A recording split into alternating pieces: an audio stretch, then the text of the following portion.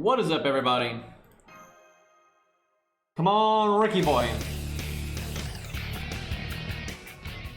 Apparently people think he's going to be getting an interlude with the interlude thing. I think that's coming out later tonight because he's got like the question mark thing in his like bio section, and that's normally for like a... Hey, there we go. Hell yeah. I do not have enough caster gems for this, but you know. Now we just need to get him 6 more times because we need, or 4 more times. No, 5 more times. I can count because we need NP5, but then we need the extra one at level 1. But yeah, the bios a lot of times give away ahead of time who's going to get the interlude because they get the little like bio section that unlocks when you get an interlude, but it'll, you know, it's question mark until you beat the interlude, but it pops up there. And I think the other ones were like, what was it, like Atalante Ultra or something, Evil Cat. But you never know. I think Mori was one too. I have a feeling if Mori gets an interlude, he's not going to get buffed with it. I wish he would, just because he's kind of like Billy, although I think he's maybe a bit better than Billy, but he's in that situation where he's a really good 3-star, but he's not quite up there with the big boys. So Chin was the final bronze. He was the last bronze we got. And he's one of the better bronze too, so that's kind of rough. So many of her though. So I think I'm going to do a little bit of Ember farming, and then we're going to use the final tickets we have for the event. I figured I'll get my AP down a bit, so when we go use those tickets, or yeah, AP's regenerating. I know Ember farming is boring, hey Manic, but it's just so practical for me to do it right now. I only got to do it like once, maybe twice, and then we can come do these. I'll do this stage with my tickets because I want the caster gems, because we need to level more casters than any other class, and that's kind of how it is for pretty much everyone when they're starting out, I think. At least if you're being smart about it, just because you got, you know, all these basic supports like Hans and Shakespeare, Mozart, Chen Gong, etc., etc. We got Nursery Rhyme as well. Alright, we'll do at least 1 Ember daily, maybe 2, and then we'll go use our tickets up. I guess I'll use Mordred if I can. Hope if VC Braun gets an interlude. Doesn't look like he is, going by the bios people were seeing. That stuff's not always 100% accurate, but doesn't seem like it. Or unless he was one of the listed ones and I didn't notice, but I only looked at it vaguely. Alright, who do we want bond with? Alex. Alright, this is fine.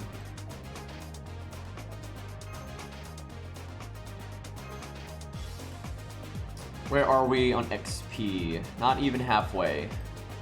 Oh yeah, I used my command spells today on a res. I was doing the assassin in the event, in the final assassin node, and I just forgot what it was, and I summoned something really stupid from the support list, and got smacked. Yeah, I was like in super autopilot mode, and I wasn't thinking about like that because that assassin node has the 2 dragons at the start, like the big boy dragons. It has 2 big boy dragons that NP in 3 turns. They have like over 100,000 health, and then you got the, you know, Hassan's at the end, and I just brought like a total trash team, and you know this account's pretty weak, and I did not summon a support that could carry me, and Hercules is really bad against the double dragons because they're AoE, so I almost won though. With all that, I still almost won, but I got bitch slapped and had to use command spells. Didn't want to waste the AP, man.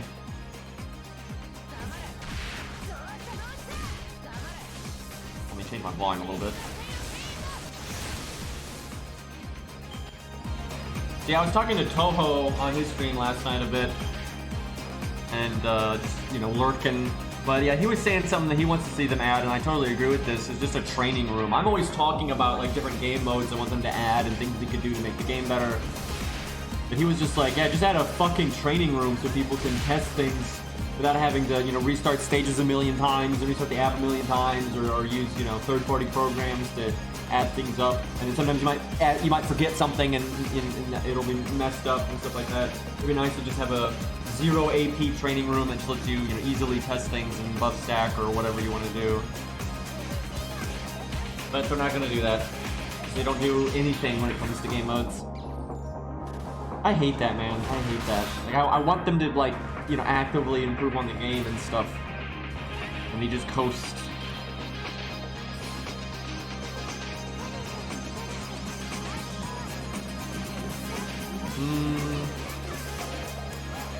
That kills. Hoping, there we go. Lucky crit. I was hoping just Nurse Around would kill the assassin there and then turn it.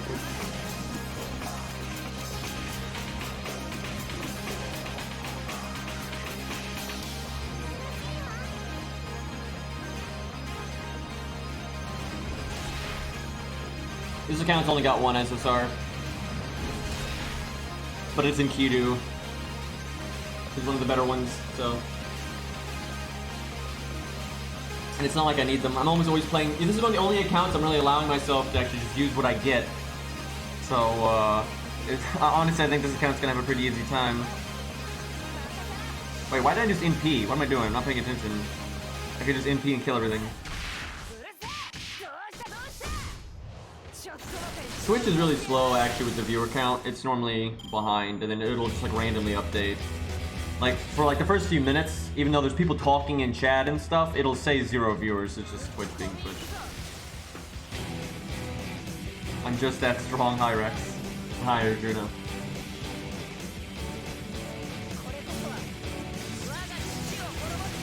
We're doing a little bit of Ember farming, but not that much. And then we're going to use up our tickets from the event, because this is the last day of the event. So I want to use those up. And I'm going to do the caster stage and just hope I get caster gems, because I need a trillion of them. And yeah, I got Chin Gong from FD. Alright, she's Bond 5. Don't think she really needs Bond that much, but it's good to get everybody to Bond 5, basically, in the back row.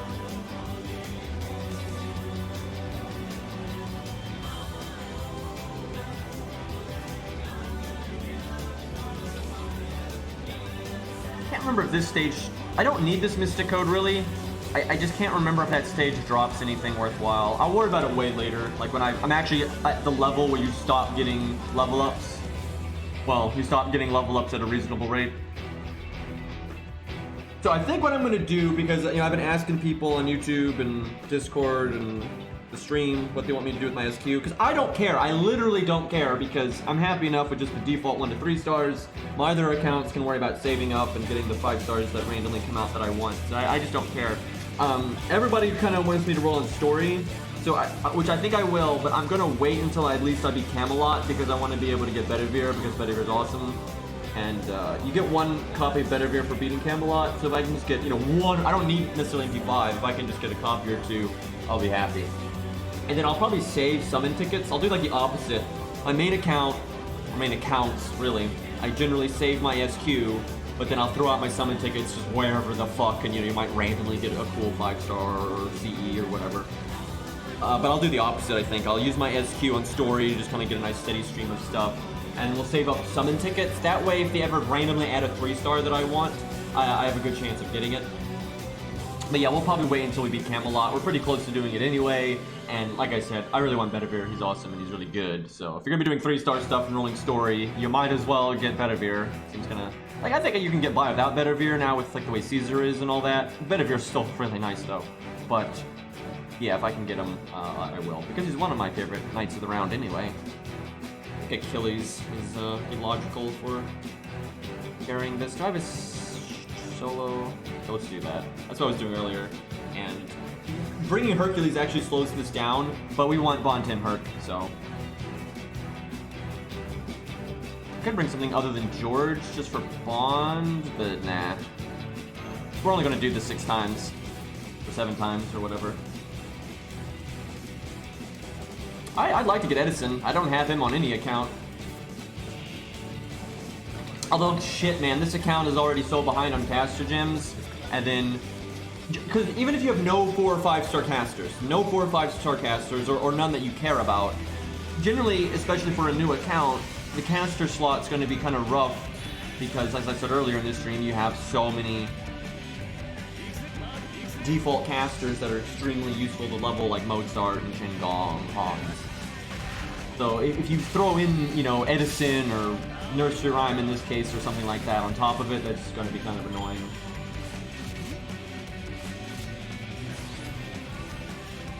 we'll just say summon tickets, because honestly, I think a lot of people underestimate just how many summon tickets you get, because most people throw them away, so they don't really mind, like they don't pay them any mind. But the amount of summon tickets you actually get in the course of like 6 months is kind of crazy. Especially if you're doing events and all that. Although, we will miss some events for a few reasons. One, they might be lost spell lock, so we'll miss those. And two, sometimes I'm just not going to have time to play every account, right? Like, just between real life stuff and other games and my other accounts and, you know, just free time and everything, I'm not necessarily always going to be, you know, playing this account every event that comes along. I feel like, though, this account's going to be fairly high priority because I'm really enjoying doing the streaming account, and, you know, the only handicaps I have on myself are ones that I would just naturally put on myself, like, you know, not using Waver and Merlin and the stuff that's going to really trivialize things. And I like having it on YouTube, right? I want a nice playthrough of the game that I can have on YouTube. So this will be a decently high priority account. Not as high as my main, obviously. Main is always number 1. But this might be number 2 now. Normally my regular ult that Achilles is on is normally my number 2. But this might be my new number 2. And then I guess the Achilles account, Gilgamesh account would be number 3. And then 1 to 3 star account number 4. And then NA number 5. Because NA is pretty undeniably the lowest priority for me because, you know, it's 2 years old and I've already done everything over there, so. Also, no hate to NA, it's just, that account's actually fairly done. Like, it's got a good roster, you know, it's got David up, it's got Ku up, it's got Billy up, it's got Hans and Mozart, Shakespeare, Arash, Spartacus, all that, you know, it's got all the basics up, you know, Lubu, all that stuff. It's got, you know, above and beyond the basics, and now I've got Mordred over there and stuff like that. Like, yeah, there's some things I could work on, but that account, if I miss an event on that account, it's like, I don't care, and it's like, even if I miss like really nice command codes, that's not a big deal. Because where I'm worrying about getting like the best Ku possible or the best Billy possible or whatever, that's on JP. So if my NA misses a nice command code, say whatever. Yeah, sure, I'll try to grab them if I can, but it's not. I don't know why I'm NPing right now. What am I doing? Autopilot, man. It'll kill you. Any opinions on Bunny Artoria? I got her stats seem underwhelming for a damage ruler. I mean, she's not entirely a damage ruler. She's kind of a mix of utility, damage, tankiness. Because rulers are always, you know, kind of be tanky. But she's fine, actually. She loops really well. She's surprisingly good in a solo, I have to say, or last man standing. But she's fine in a regular team context. That buff they just gave her gives her some pretty unique utility to your team that can actually be pretty nice. She's good. I mean, rulers in general are good. Now, there are certain circumstances where they're not. Like if you're fighting like just a straight berserker or something, or maybe even just a single, you know, archer. But, you know, multi-class situations, AoE situations, a lot of extra classes and stuff like that, they're super good against. She has pretty good damage. She's able to loop her NP a lot easier than you might think. Like if you can set her up for art crits, give her like maybe art star absorb command code or something like that. It's kind of crazy how easily she can double NP and stuff like that. And then yeah, her damage isn't amazing. It's not, you know, she's no Achilles or something, you know, or Edmund. No, of course not. But she's also crazy fucking tanky. Then you got that utility as an option. She's not a unit that I'd be like, oh my god, you got Bunny or Toria, you gotta level her right now, and she's just gonna carry you against everything. It's like, no, of course not. She's not that good, but she's totally fine, and she does is a useful unit.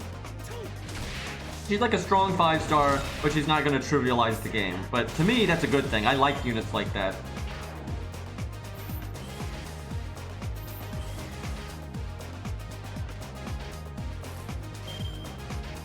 It is pretty normal that Knights of the Round have battery skills. They don't all have battery skills, though. Like Berserker Lancelot, which is kind of considered the main Lancelot, because he was the first one we saw in Fate Zero. That's kind of how he handled it.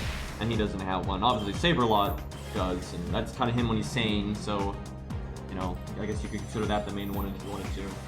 Thank you for the bits, man.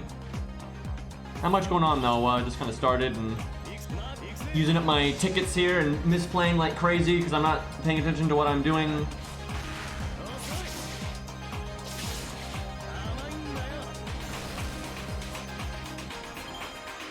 Wait, didn't I just play this song? I wasn't actually paying attention to what I was doing with my playlist. I'm pretty sure I just played this song.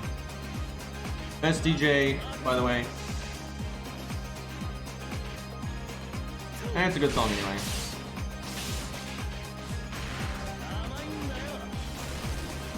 I mean, all you missed was FP summons. It's not a big deal. Although we did get Shenggong, which is pretty great. Alright, how many tickets do we got? Oh, hey, we get bones here. No freaking caster gems dropping though. It's like the whole reason I'm doing this. Although, you can never have enough bones. Okay, sucks. This will take a second.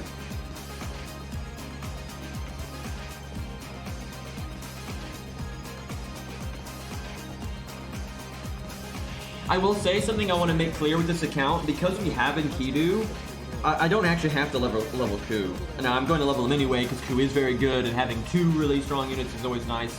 You know, you won't have more than 1 in a class. But okay, let me put it to you this way: if you were playing this account yourself and you weren't a huge Ku fan and you got Enkidu, I would say, yeah, maybe level Ku way down the line. But right now, you can just level Enkidu and you'll be fine.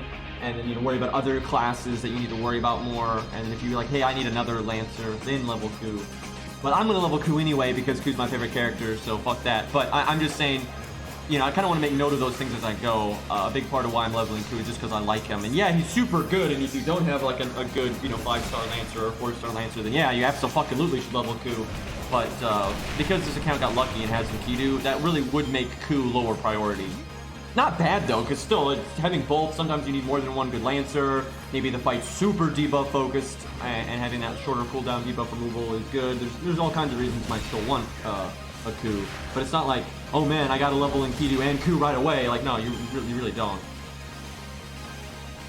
Enkidu is just a lot of things. He's tanky, he has insane damage, he's essentially counterclassing more than just archers because of his anti-divinity, anti-threat to humanity thing. Like, that just makes him applicable more often. He's got the anti-debuff, not as good as Ku in the anti-debuff department, but still, you know, good enough that it's really handy. Synergizes with Atlas super well too, so you still get 2 debuff removals. So yeah, just big burst damage, very tanky, lots of survivability, some nice utility. Just all around crazy good unit. And it's like, there's just so many fights that he can bail you out of. Right? It's like, man, this is an annoying ass boss, and then Enkidu can just bail you out of it. Like, he's so good for King Potato Chips in the CCC rerun. He's so good for all the bosses in Lost Ball 5, every single one of them, even Zeus. Zeet, excuse me. And then just so many other random, you know, threats to humanity, all the you know, what's the stupid fight? Foreigner, that's the one, you know, Abigail and all that. He can always carry those fights, the boss fight with Yang and her event. Just so many fights that he can bail you out of. And then just all the typical times you need a Lancer to deal with archers and stuff for either farming or main story and stuff. You fight archers all the time, you know, it's not rare. And yeah, he can bail you out in all of those. So such one of the better, I 100% stand by this. I think he's one of the better 5-stars in the game. He's going to be extremely high on my 5-star tier list because he's a DPS that can carry so fucking hard. So yeah, he may not always be the best DPS option to 3-turn everything, but that doesn't, who fucking cares? That's not part of what makes a unit, you know, that's a, you know, that's a nice boon, but you know, that does a lot of units that are really good for 3-turning are actually really bad at carrying, and they might be, you know, really weak against other things. And Enkidu is like just good for so much content. Yeah, no, Enkidu can solo King Potato Chips. Now, it needs to be a pretty pimped out Enkidu. You need command codes, you need, I think, at least NP2, that kind of stuff. But you could do it on a team rather easily. Because, you know, aside from very specific solos, sometimes soloing makes things simpler or more straightforward, or cuts down on RNG. That's probably the biggest thing about solos, is they can cut down on RNG. But normally, if they can solo it, they can do it in a team even easier, albeit maybe a bit slower or a bit wonkier. Like how George is still alive. The only thing Enkidu lacks is just like speed on getting his first NP. Doesn't have like a battery skill, anything like that, and then like the speed in terms of his cooldowns on his 3rd skill. Like, that's what I've always said. If there's a really key debuff, he can deal with it, right? There are some fights where like, oh, you break the first health bar, and like Zeus, when you break Zeus's first health bar, he debuffs the shit out of your team. It's like a preset thing. But there's not too many debuffs beyond that.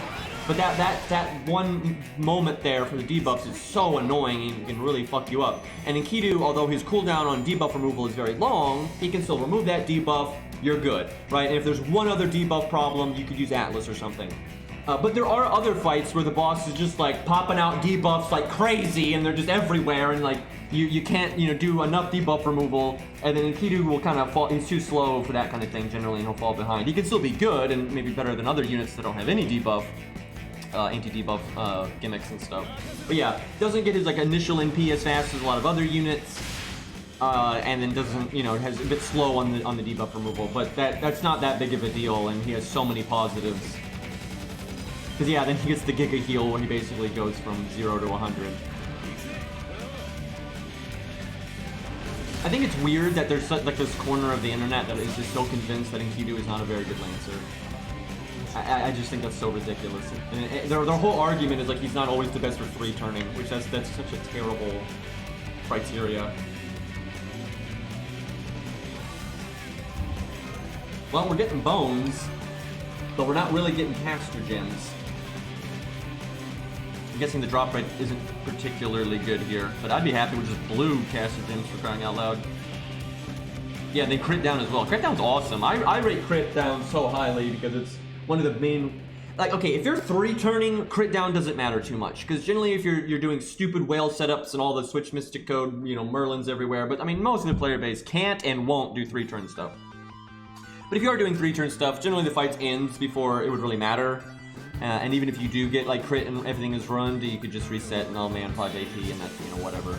But for longer fights and for what most people have to deal with, even if it's only a 6 turn or a 7 turn or maybe 10 turn in a challenge quest, then, you know, a lot of challenge quests are gonna go longer than that. Crit down is huge, and they can make the absolute difference between, you know, you're just getting shit, you know, curb stomped on a unit that's really important versus them actually living long enough to get some real value.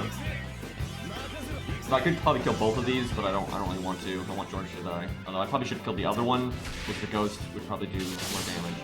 You know, George doesn't make any sense here because these are casters. I should bring Leonidas for my throwaway taunt.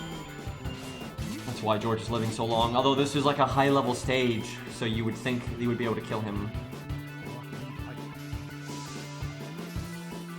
Yeah, then there's bosses like Bull of Heaven and many others where if they crit, they do a giant AoE attack and do more damage, and it's super nasty.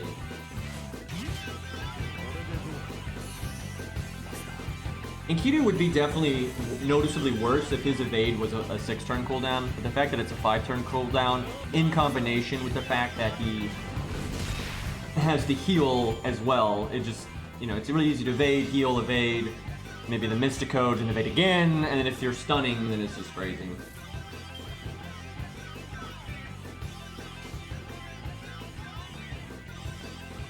Servant attributes rarely matter. It matters sometimes for challenge quests or, you know, if you're trying to buff stack and get really big damage. Like, for example, let's say you're farming, this is not a great example because their health was so low, but just the principle. If you were doing, like, farming the APOC raids and you were wanting to one-turn them, sometimes attribute might matter because when you're dealing with numbers that large, it might be, the right or wrong attribute might make the difference between one-turning or not one-turning.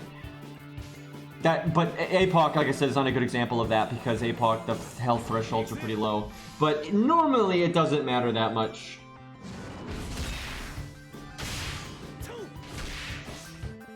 But, you know, every little thing can add up. There can be so many things you can put in your favor, and attribute is one of those things. So, for example, let's say you're fighting a boss at neutral, or maybe the boss makes you fight at neutral, so all classes are equal. There's bosses like that, or maybe it's a berserker, or, you know, whatever.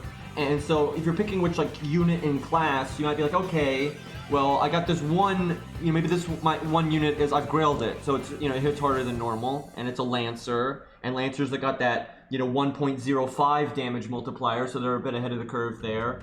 And then I've got, he's the right attribute as well, so he's getting the bonus damage there too. And I've been leveling this craft essence, that's really good here, so that helps. You know, so like all these things can add up to like, oh hey, I'm actually doing a pretty noticeable amount of extra damage. But you know, each thing in a vacuum is generally not that big of a deal. I always say that when people ask me, you know, is it worth it to grail Ku to 100 if I have him at 90? And I'm like, it kind of depends. You know, if the only thing you're gonna do is take him from 90 to 100, then yeah, it'll help, but it's not that big of a deal. You know, I wouldn't worry about it too much. But there's so many little things you can do that will end up adding up and make a huge difference. You know, the difference between 90 and 100, not that big of a deal. The difference between 1k and 2k foe, not that big of a deal. The difference between like a level, you know, 45 CE and a level 100 CE really isn't that big of a deal. But all those things combined is a huge fucking deal, right? Like if you put all those things and you do all of those things on one unit, you'll absolutely see a huge difference. And then you also have command codes and then the command card system. I hate how those are both, you know, CC. You got CC command code, CC command card. I hate that. But anyway. So yeah, all the little things add up. And then like on top of that, if you have the right attribute, that's just another thing in your favor. But yeah, attribute's not something I'm gonna sweat too much. Like let's say, like when I was doing Zeet, when I was trying to do it with 1 to 3 stars, I did not care about attribute at all. I completely cared about move sets and stuff in synergy, because having the right unit, like Mozart or Puma instead of this or that, that's gonna matter so much more than, oh man, but this one's got the right attribute. The only time that would matter, and where I would really even think about it, is if you have 2 units, like, wow, these are pretty much going to fill the same role, because, like, maybe the enemies are rulers, so the class advantage side of things won't matter, so, and their toolkits are super similar. So then the tiebreaker would be who's got the right attribute, but almost never does that happen. Like, generally it's like, oh, hey, this is just clearly better because of these stats or these skills or, you know, whatever.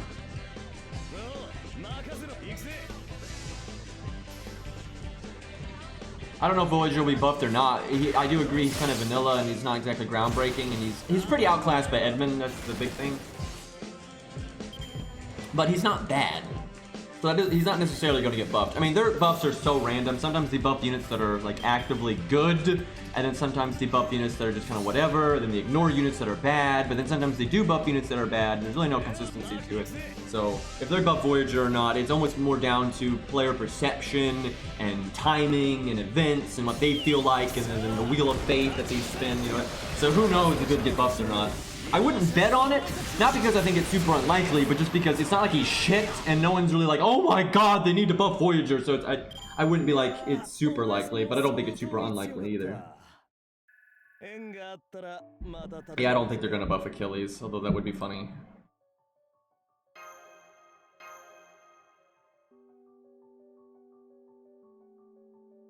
I don't know, I could see them generically buffing his NP, because they did that with a lot of OP units. There's a lot of really strong units that also have upgraded NPs. He doesn't need it at all, but that wouldn't break him. Honestly, that wouldn't break him. If you just upped his NP damage with the... Now, you couldn't add anything, right? Because sometimes they upgraded NP and they give it the generic damage boost. And then sometimes they also add a bonus effect, right? You don't do that. Like, don't do that. Just give him the generic damage boost. And at that point, I'm like, yeah, that's definitely going to make him better, but that's not that big of a deal. If they decided to add another effect to it, though, that could be pretty silly. But what would really break Achilles is if they buffed one of his skills, especially if they gave it like a really good effect. Not that his skills are bad, it's just that it's really easy to get a crap load of value that way. Especially when they're not lacking in NP damage. It's not like, because Achilles has the quick up and then his NP also gives another quick up, you know, yeah, he doesn't have the highest AoE damage or anything, but it's like high enough that like, oh yeah, this is good damage. The almighty dart board declares who gets buffed. That is how it feels sometimes. But yeah, the best thing about Voyager, in my opinion, is the fact that he's less reliant on K-Scope to loop, but he's more reliant on other things, and his damage isn't as good, so it's harder for him to do the farming in the first place. So, now, granted, there's uses to him outside of just farming. It's not like Edmund is only good for doing, you know, 3-turn farming, you know, with double scatty and stuff. And even if that was the optimal way to use Voyager, you could still get uses out of him in other ways. And I think, you know, I think Voyager's fine. I don't think he's weak, but he's not groundbreaking either. Like, no... But that's okay. I don't want every fucking 5-star they add to always be groundbreaking, right? That just results in super power creep, and then they're always setting a new standard that they have to meet and rebuff things, and like that's just not healthy for a game. You know, I like units that are just good and fun, and they're good in what they're designed for. Even if there's someone that's better, like who cares? What is it like? Okay, Mordred is definitely better than Artoria right now. Like aside from very specific like farming setups where you need a very specific amount of damage, normally Artoria and Mordred will both hit the damage threshold, right? And then Mordred just has like the better utility and challenge quests with the debuff removal and the defense up and blah blah blah blah, and she's got way more reliable crits and everything. So overall I'd say Mordred is definitely better, but it's not like, oh no, Mordred's better, that means Artoria just can't do anything. I couldn't possibly get good AoE damage out of Artoria, or maybe double NP with her battery skill. Couldn't possibly do that. Like, of course you can still do that, and it's still good enough a lot of the time, so it's not a big deal. Like, I think I said this last stream, it's really unhealthy when people are always comparing to whatever is best in that slot, because then you're always moving the bar up, right? And then it just gets more and more ridiculous.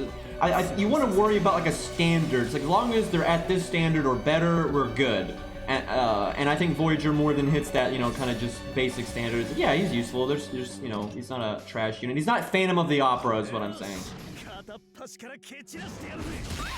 Hold on one second, I need to turn my fan on. I'm getting kind of hot in here.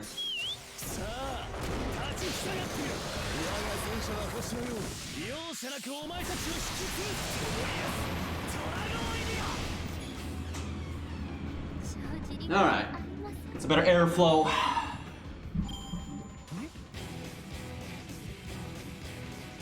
Yeah, it's true. Sometimes it's fun to build around weaker servants, and sometimes it makes lore sense for them to be weaker or whatever. I do think Phantom is just taking it too far, though. I just don't think anybody needs to be that weak. Right? Nobody needs to be that bad. The thing is, you know, a lot of things are subjective and like how you should play the game and stuff, but this I think is pretty objective. And I think the people that want everything to always be compared to the top, and it's only good if it's the top, that is really short-sighted, and it's not gonna work. It's not gonna work. Everything can't be the 1%, right? That's fucking stupid. Obviously, that's not gonna work. And if you're always moving the goalposts like that, it is bound to result in massive power creep and power scaling issues, and it makes making content like for the bosses and stuff a lot harder. These are objective problems that are gonna come about if companies are always trying to scale off of the high end. You know, no matter what you do, a game is going to have a high end. It's just you can't do anything about it. You know, at best you can just shift around what the high end is and it's rotating, right? That doesn't help very much. I think how some people see it is because they're not really thinking ahead, and then they just want the meta to shift every once in a while, so they're not doing the same thing over and over. But like ultimately, you're the one that's, you know, blindly following the meta all the time, and if that's what's making it feel repetitive, that's on you. As long as you have alternative options that are viable, I don't really see an issue. Yeah, I've seen a few level 100 Phantoms. I think I've seen like 4 or 5 in my time.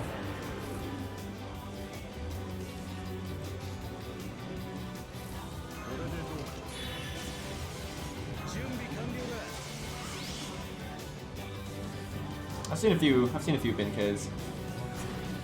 Whoops! I wasn't paying attention, and I was supposed to click Achilles' art card there and get the art chain, and instead I clicked George. Boy, that was a useful turn.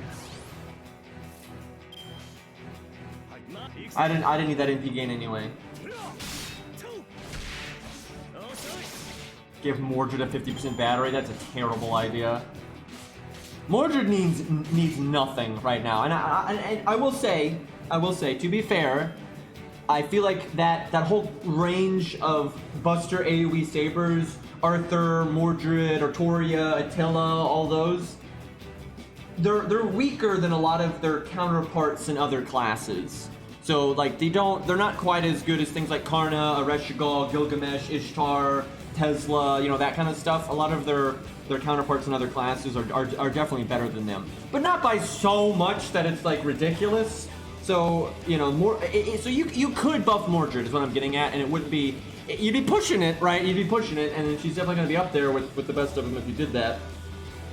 But she wouldn't be, why do that? Like, you know, she doesn't need to be as good as Ishtar or Gilgamesh or whatever to be viable. And then there's other AoE sabers that are over there just like, oh my god, send help, right? So you might want to get those first. But, you know, that's like being logical about it, which let's be real, they are not logical about their buffs. They're just not.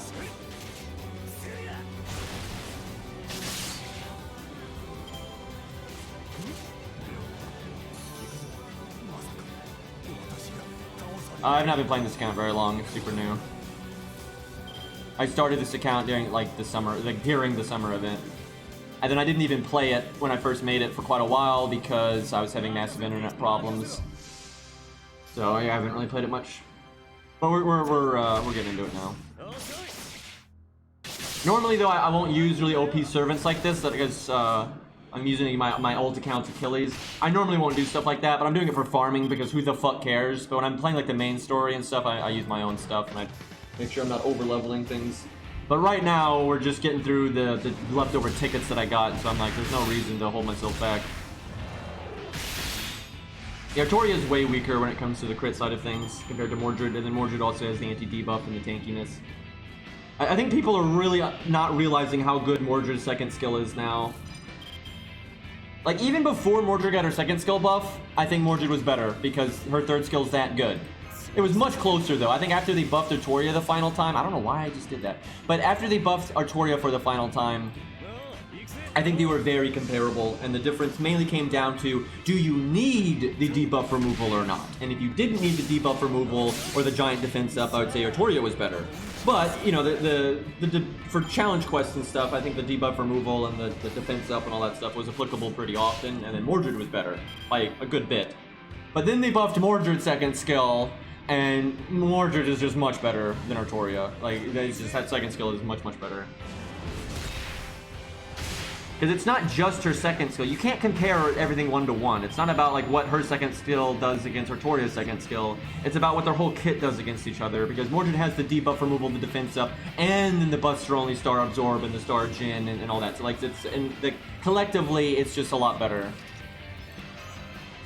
in more situations. There are times Artoria is better because Artoria does get better peak NP damage. However, in so many situations, that's really irrelevant because Mordred's normal card damage is going to be so much higher than Artoria's that it eclipses the difference in NP damage, and especially if there's break bars, because then you just have to hit a certain threshold, and a lot of times Mordred and Artoria are both going to hit that threshold, and same for farming. A lot of times the like wave 2, they got like 30k health, oh man, right?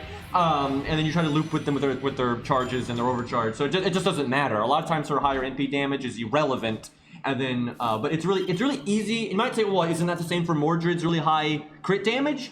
Sometimes, but normally not, because Mordred's crit damage is so high. A lot of times you can use it in place of an NP. It's really good for farming when you like have a Chimera or some crap like that on the second stage that has a lot of health. So instead of NPing it, you can just blast it in the face with her second skill and kill it, and then NP the next one, or vice versa, stuff like that. Just way more options. And she can like break a health bar with her second skill in a challenge quest, and then go for another break with her NP and things like that. So, I mean, she's well ahead. Not that, again, it's not like Artoria's bad, though. I mean, Artoria still works just fine. If you need an AoE saber, Artoria is still going to do a really good job. I would say this, though, and this is why Mordred is so good, is Mordred can kind of stand in as a single target saber now because of her second skill. I don't think she's quite as good as like a really strong single target saber. You know, she's no Nero Bride or Musashi or Okita or something. But she can be comparable sometimes, especially if the team is set up right for her, and you can kind of, in some stages, really reward single target even though they're AoE stages. A lot of challenge quests are like that, and so she kind of gets best of both worlds. Like, oh hey, you're fighting 6 bosses at the same time, so my AoE is going to get value, but also you got these like, you know, key bosses you got to really nuke down, and they have health bars that are really annoying, and her big crit damage will really help with that, where Artoria is not so good for that kind of thing. She's still not terrible for that kind of thing, but...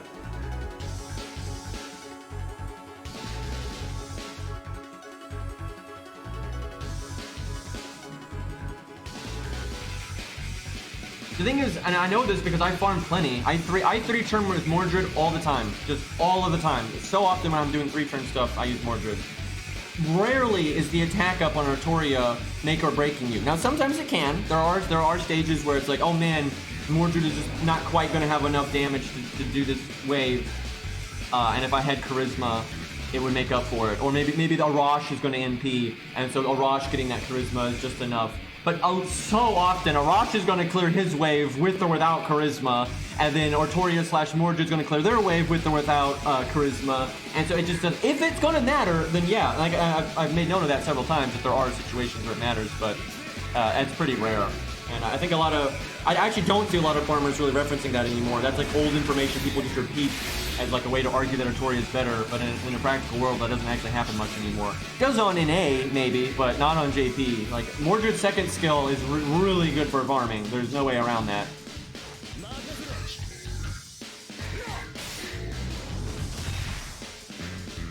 Oh yeah, you don't even need K-Scope necessarily to double NP with a Mordred or an Artoria. There's a lot of ways to do it.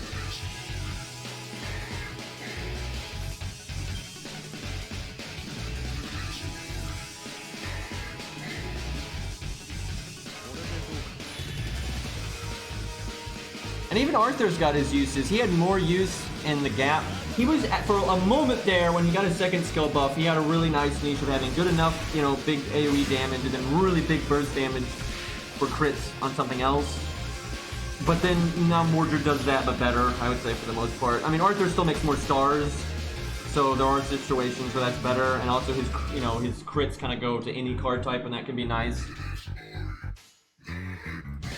But yeah, because Mordred got her second skill buff, that really hurt Arthur's usability. Oh, well, it hurt him in comparison. He still gets the job done just fine, as I've been talking about. And obviously, if the enemies are giants, that's really nice. My Arthur was actually really nice for my main account when I was 3-turning the Lancer stage, because the first, you know, wave is the giant dragon that's a Lancer, and Arthur had a really easy time one-shotting that for me, so that worked out. I just did like Arthur, Mordred, Waver. That was how I was returning that. Although obviously if there was extra enemies, if I did that one with extra enemies, then you can't return it. Doesn't matter what units you bring, but that didn't make a big difference. Sigurd's not weak. He is skill rank dependent and he's a bit funky to use, but actually he's pretty impressive if you set him up right and you know how to get the crits and stuff. And he has big NP damage, decent survivability, some good utility, and then really nice crits.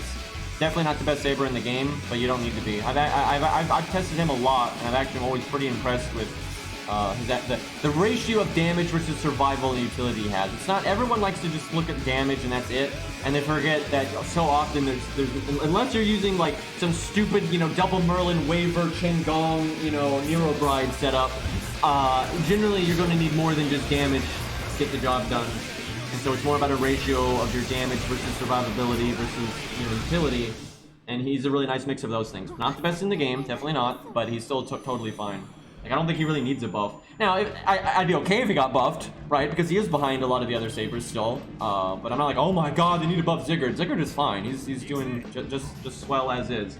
But yeah, give him an NP buff. That'd be nice.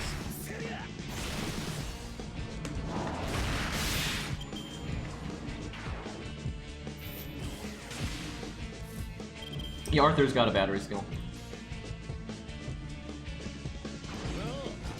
I mean, Lancelot doesn't have a battery skill. It's gonna be gain, though.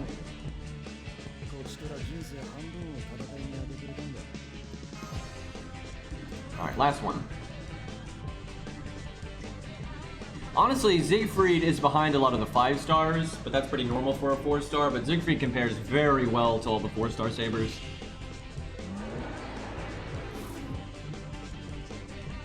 Zerkalot, though, would just be so broken if he did have a battery skill. Like, if you gave him the battery that Lancelot Saber has, Saberlot, whatever you want to call him, that would be dumb.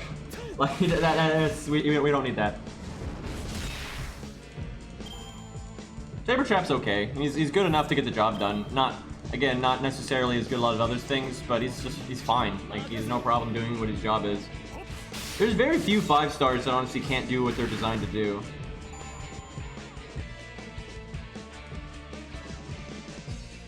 Siegfried just has a lot of things in his favor now. First of all, his NP damage is actually pretty nice, even if they're not a dragon, just because he's got an upgraded NP, he's got the large Buster up. So that you know, it gets solid damage. You know, it's not like the best ever by any means, but it's fine. But then if they are dragons, it's just nonsense, super crazy high damage, and then George can make anything a dragon. And then on top of this, he's got debuff removal and a huge heal on a rather short cooldown. That's great. It's much better than Kuz. Like, he's literally got a way better disengage than Kuz because it's a much bigger heal. And then he's got the NP gain, which, you know, stacks with the new effect they gave his NP, the NP gain as well. So he just gets repeat NPs pretty quickly, gets big damage, crazy. You know, it's just solid, you know, AoE saber, and if you do bother to make them dragons, or they happen to be dragons inherently, then he's good enough to be a single target saber. So just applicable, a lot of boom for your buck, right? You know, otherwise you might have to level like saber, alter, and then like another saber to be your single target. He can kind of fill both roles to a degree, especially if you got St. George up. And then on top of that, you get the nice utility with the debuff removal and all that. Thankfully, most people agree now that Siegfried's good. There was a real period there, even after his second buff, where people just had to hold on to the meme that he was bad. But I think most people now have accepted, like, okay, yeah, he's a pretty good 4-star. Gwain's good too. Gwain is a weird servant just because he plays in such a bizarre way because he's so, like, normal card focused. Like, he's super normal card focused, but his normal card damage is absolutely massive now. And then he's got like that last second, you know, survivability, and that can help him crit as well. And he has a little bit of, his charisma is better for the team now. He buffed that. But, yeah, he's good. I mean, you can use him for farming because, he's, you give him a starting NPCE, use his third skill for the battery, you get his NP nice and quick. His NP hits pretty hard now because he always has the sun with his new buff. His NP's not upgraded though, so it's not like the hardest hitting NP in the game by any means, but you get a lot of damage up from his kit, and he gets his NP quickly, and then you have just crazy big normal card damage, and then he's a triple buster deck, so you get it often. It's not like, you're not going to have a lot of turns, you're like, oh no, Wayne can't do any normal card damage, you're at least going to get something out of him generally.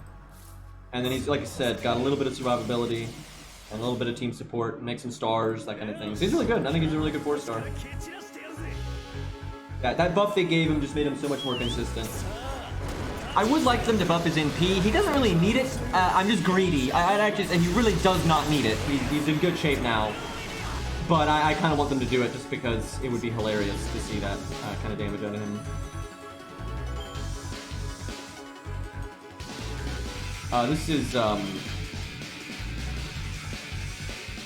This is 9 balls theme. Excuse me, that was so much louder, and I didn't realize the song was so loud. I should turn that down. Oh my god. But yeah, that's 9 balls theme. It's just a remix of it from that FromSoft made themselves. They do that.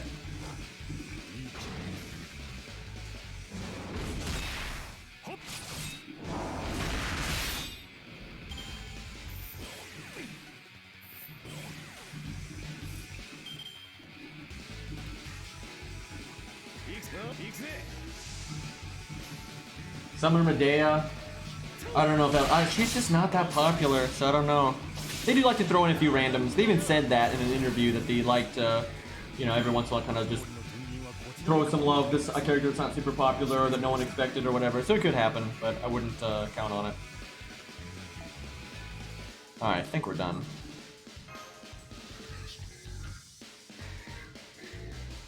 Did not get a lot of caster gems there.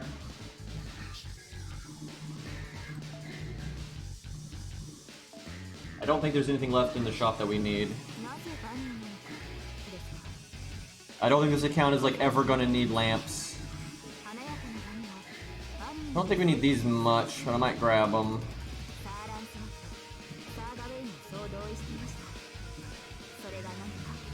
Okay, well, we'll grab these. We have none. Oh, we gotta get a Rosh up.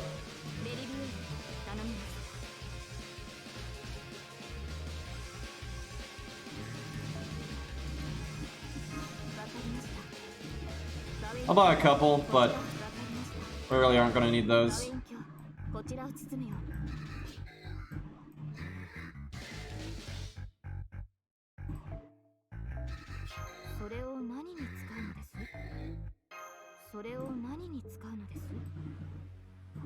So weird buying these, because unlike my other accounts, they're so far in, I don't ever need these. Alright. Kind of funny having this much QP on an account we just started, but that's what this event is good for. There's no way Luvia's getting a summer version that soon. Well, I guess she has been in the game a bit longer than I'm thinking. Still, I highly doubt it, because they even said that they don't generally do summer... Actually, they said they don't do summer versions for characters that haven't been in the game for at least a year. Although I think she has been in the game for a year, but I still think it's pretty unlikely. Summer Gilius, yeah. Alright, Some more interludes we could do. Let's look at our servants, level-wise. I haven't really been paying attention to my members. Let's see, so we're at America. Robin's gonna be good there. We're gonna need a Saber level there, so probably Caesar and Fergus. Let's get Caesar up. He has a good long-term investment to get Caesar up.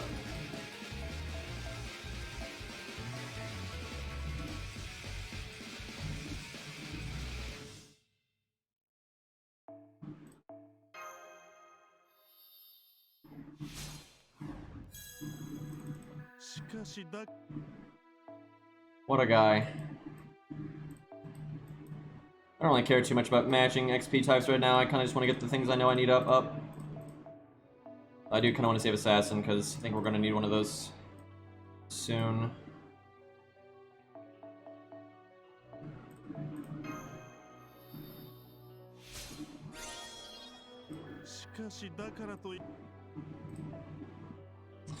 Oh. Why does it have to be like this all the time?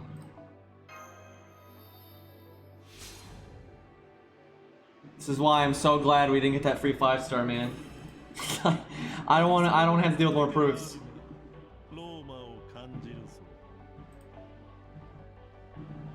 Okay, that's easy.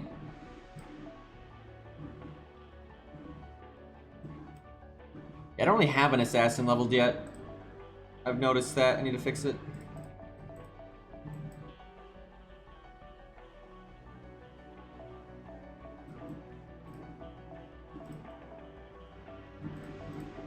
Bronze cards, man. Now, 100 face is higher priority than Fuma. Fuma's super good, but we're not going to need him for quite a while. We're not going to be fighting bosses that call for that kind of utility for a bit. And it's like, Fuma's third skill's amazing. It's just, you don't unlock the amazing version of it until you're able to do his strengthening quest. And that's kind of, you know, far off, so...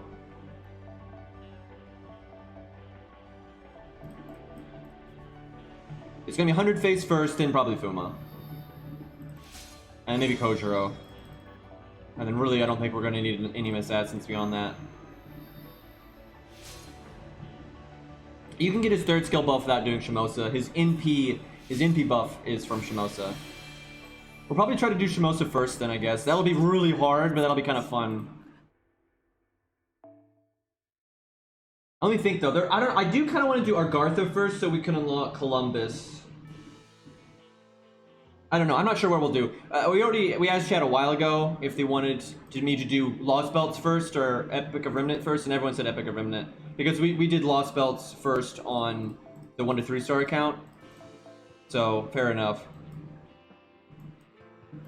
Besides, it lets me get those buffs. The only bad thing about putting the Lost Belt off is if they do a Lost Belt locked event, I won't be able to do it, but, you know, ult account, whatever.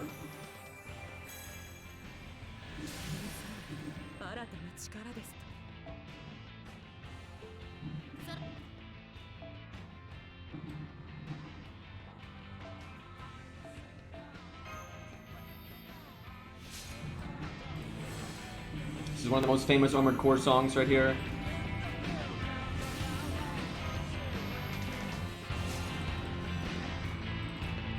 Actually, this might be the most famous Armored Core song, I'm not sure.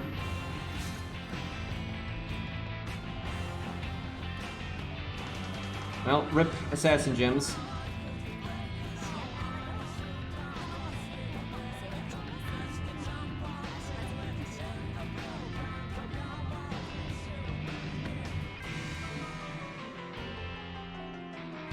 Mana Prisms, I do want to get these, but there's no rush.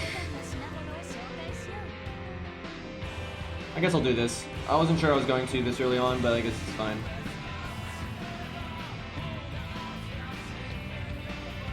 Okay. I'll hold on to those for now.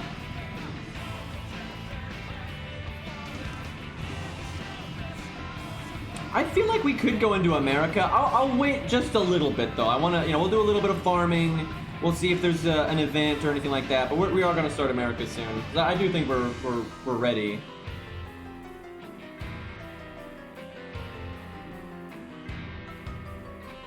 Do y'all feel like America is high enough level that I can start summoning like level 70s from a support list or whatever? I don't know, maybe we just stick with the story supports anyway, though. I've been enjoying that. But there are some stages where you can't bring a story support. I gotta summon something.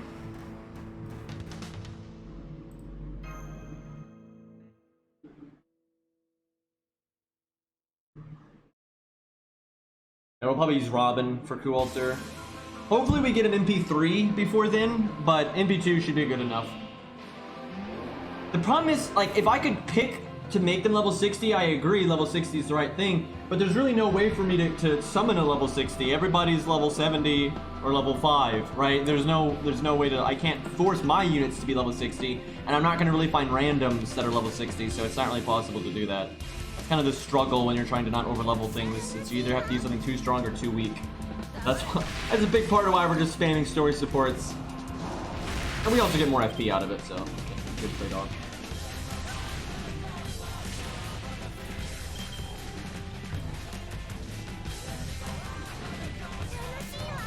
We're like, what, a servant here?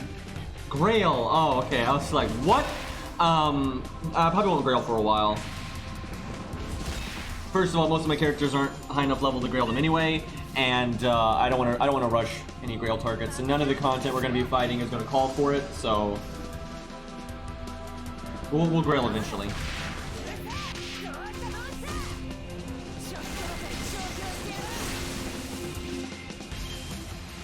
I'm probably going to Grail very little, if anything, to 100 on this account. I kind of want to go the variety pack. You know, Grail a lot of things to 80 and 90. Because you get to Grail so many more things if you go that route. And, you know, on my main account and stuff, I truly like just, you know, picking my top favorites and making them as strong as humanly possible. Like, I really enjoy that. But I've already got a maxed out Ku and Gil and Achilles and Gwaine and Proto Ku and Sanson and all these things, so I'm like, I might as well get some variety and level up some fun stuff. We'll make Nursery Rhyme 90 at some point for sure, just because she's kind of been like the... You know, she was our tutorial summon, and she's just kind of been like the, I don't know, the mascot of this account, kind of, so... We'll make Hercules 90 for sure. We'll make Book 90, probably Ku at least 80 or 90. Then there's just so many other things that I'm not sure, because there's so many things I'm tempted to Grail, so we'll just kind of take it one step at a time.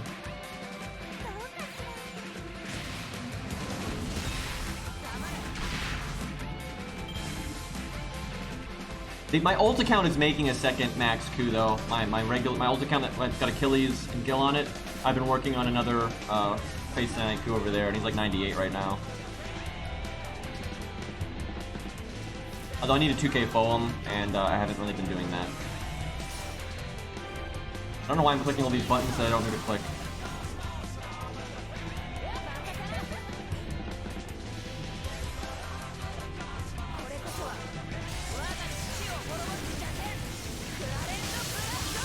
I would never say there's an X 3 stars, the only 3 star will ever Grail, because you never know what character they're going to add, right? So I'm assuming you don't really like any of the other 3 stars all that much, which is fine. But if they added Izo, then I mean, you know, they could add anything, right? So you never know what they're going to make a 3 star. Because, you know, obviously you apparently don't like Antonio enough to Grail him. But like that's a pretty, you know, even if you don't like him personally, or you don't care enough about him personally, that's a pretty awesome design though, right? And you can see why a lot of people would like him. And so they could easily add something else that you like. If they added Izo, they added, you know, all these other 3 stars, they could do it at any time, so.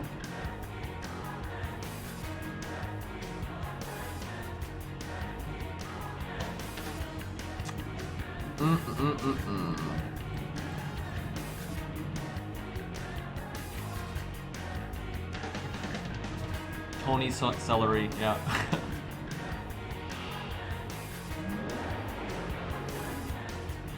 I think he might be getting an interlude. I hope they buff his NP. Because it's kind of felt bad, him not having an upgraded NP. Because he's so damage focused, has no survivability and stuff. You kind of want him to be the budget Avenger. And a lot of times you need an Avenger to be a single target. And he's AoE. So it's already hurting him. So it would be nice if he at least had an upgraded NP. So if you're having to use an AoE NP to kind of stand in for a single target nuker, you want it to at least be upgraded. Because then he's got, you know, his art up and defense down, and then an upgraded NP, you know, that'll add up.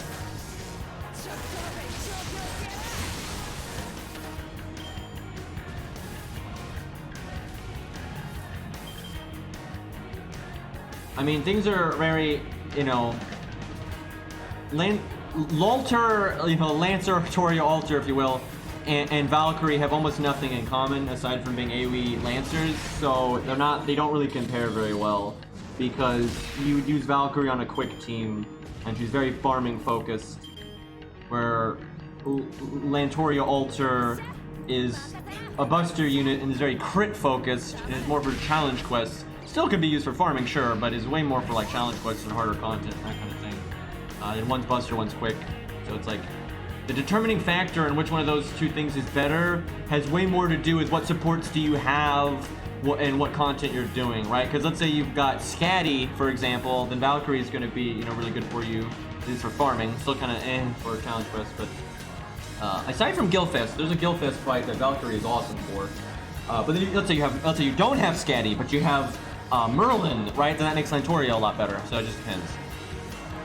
Valkyrie is like the best DPS option for the Taiga challenge quest in Gilfest, which is a pretty fucking hard challenge quest. And she's not the only good unit there, but I think Valkyrie is the best unit for that challenge quest. Parvati's right up there with her, though. It's one of the rare times that I think Valkyrie is better than Parvati. It's actually like the only time. I think Valkyrie can be better for farming than Parvati, but for challenge quest, Parvati is almost always better.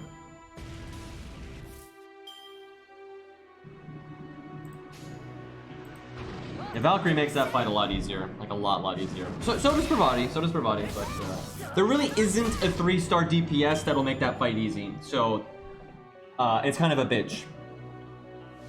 Like there's no 3-star that fight's up their alley. It's just not a thing. There are 3 stars that are helpful there, sure, but nothing that's gonna be like, oh wow, this really helps. Yeah, Parvati can still do it. I honestly, I am pretty sure if you go to YouTube and you look up that challenge quest, the majority of the clears, especially ones that are going to be more on the budget end of things, but even the non-budget ones, is normally going to be Parvati or Valkyrie. Those are almost always the DPS used there. Because a quick AoE Lancer is just, if you add up the class types and the resistance types and the kill order, if you do the math, the meta thing to use is an AoE quick Lancer. That's just, and those are like the 2 good ones, so. On 6, boys. We're getting there. Very slowly. Oh yeah, I don't need to be bringing Matahari anymore.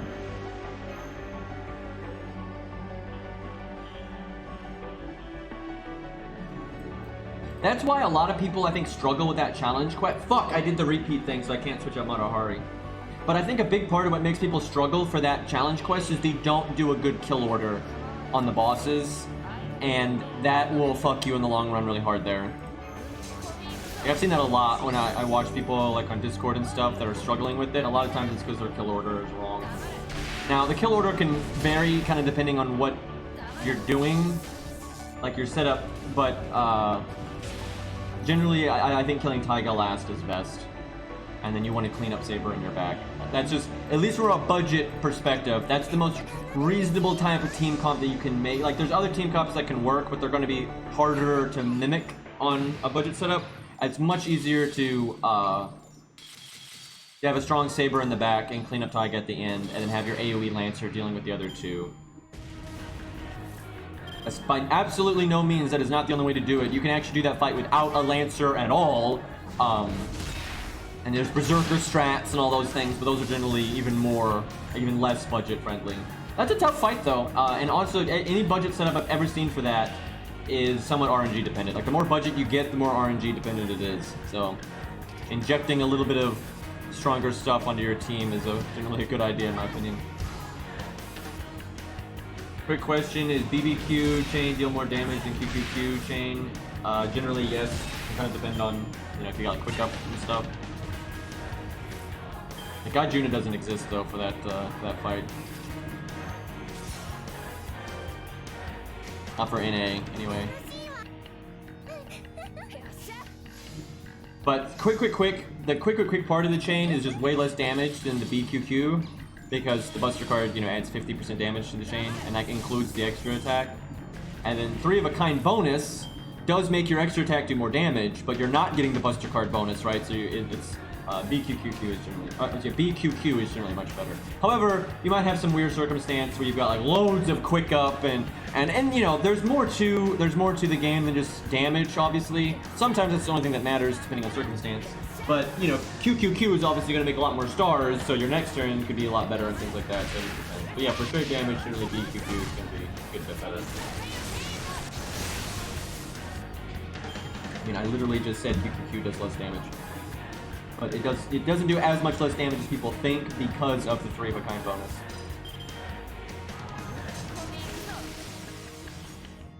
But yeah, it's like, because sometimes you're in a situation where it's like you have to break the boss's health bar this turn, or you're fucked, right? And so it's not about doing better damage next turn. It's about I need to break the health bar this turn, right? Or maybe there's 6 bosses, or sometimes even more than 6 bosses. You need to kill one of them so they rotate. Or it's like the final turn, right? You either win this turn or you lose, and so there's no point in making stars for the next turn. So then, you know, the most damage you can do is the only thing that matters. Because even units like Jack, sometimes you want to do combos. Sometimes you want, on Jack, sometimes it's right to do like Buster, Quick Art, and the quick is your NP, excuse me. Like, normally that's not right, but sometimes the only thing that matters is the burst damage on that specific turn. And so sometimes you do things like that. It's not exactly common, though. Like, you know, I do that on Q sometimes. I do Buster and NP Buster instead of quick.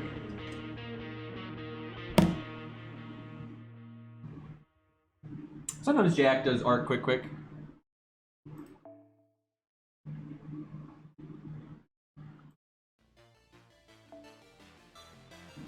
Yeah, I'm probably not gonna play this account too much today. I don't want to use apples. There's no reason for me to use apples this early in the account's life.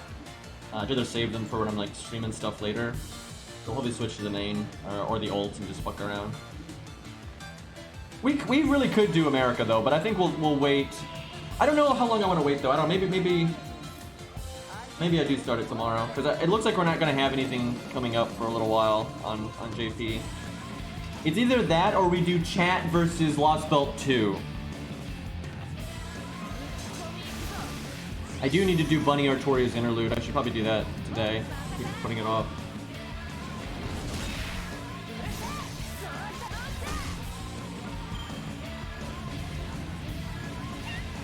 See, the trick is you give Hans 20-30.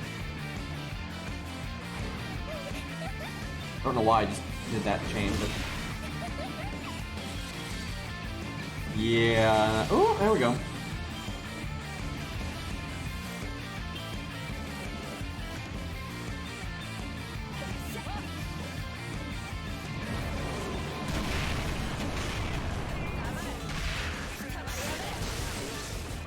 Because yeah, I think the batch of interludes is going to be their way of doing a dead week and not adding a rerun or a new event. So I think we're going to have at least a week on JP where nothing's happening.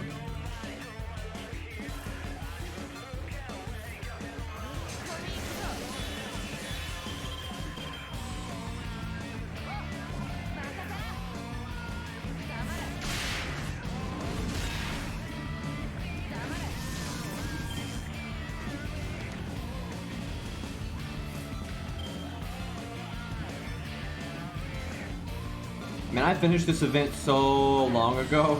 This event was actually really easy to keep up with if you did up to like the gated part. This happens like every event when people don't do up to the gated part, because basically the game shepherds you in the right direction when you go up to a time lock, right? It makes it really obvious which free quests you need to do to be optimal.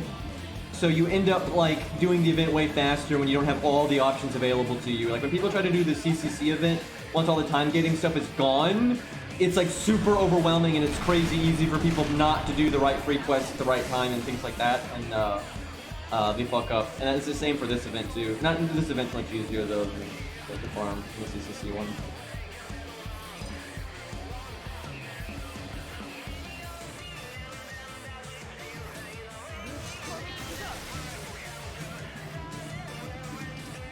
Man, my Bunny Artoria is not going to be that good for a long time, and it's just because I just do not want to give her that many gold gems. There's just so many other units that I need to give gold gems to that she's not going to go anywhere for a while. It's a shame though, I do enjoy her gameplay and stuff, and I always like, you know, her third stage is more serious, which is nice. But then her first stage got the cards, and I like cards, so that's kind of cool. I just wish, I'm so annoyed, I didn't switch on Matahari again. I'm so annoyed that her first stage, though, doesn't use card attacks much, right? It's like she only has a few attacks where she uses the cards. It's kind of lame.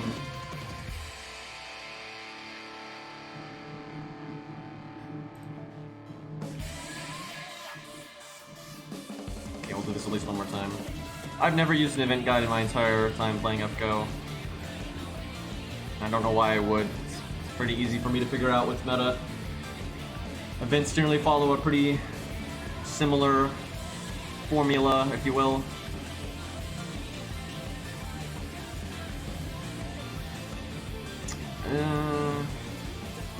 Probably has enough bond or whatever.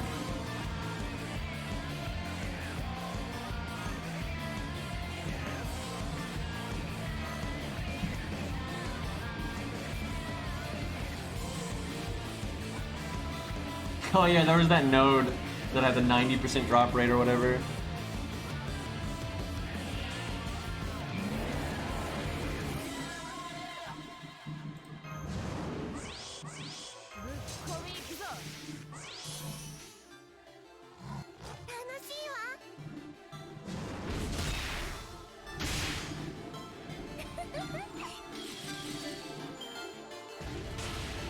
I like never farm feathers. Sometimes I farm them a bit on a new account. I remember on NA I farmed them a little bit early on, but that silver mats always get, as long as you're keeping up with events, if you're playing the account actively, silver mats just stop mattering pretty easily.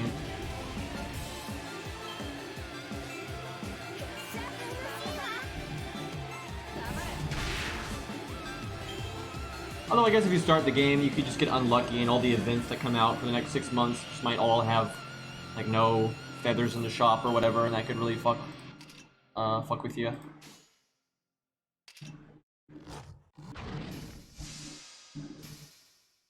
Because like, you just don't need enough feathers in the game for it to matter too much. Like, you generally can get enough from just interludes and event shops and that kind of thing that it takes care of most of your feather needs that you don't. I like never need to farm them the old-fashioned way. But that's true for most silvers, once you've been playing for a little while.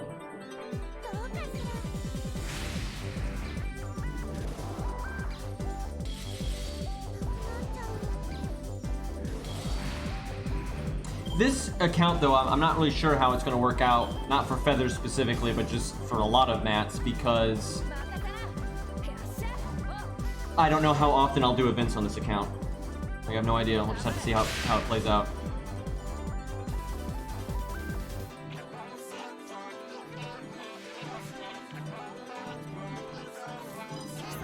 Because event shops, you know, are a big part of getting an account of this stuff.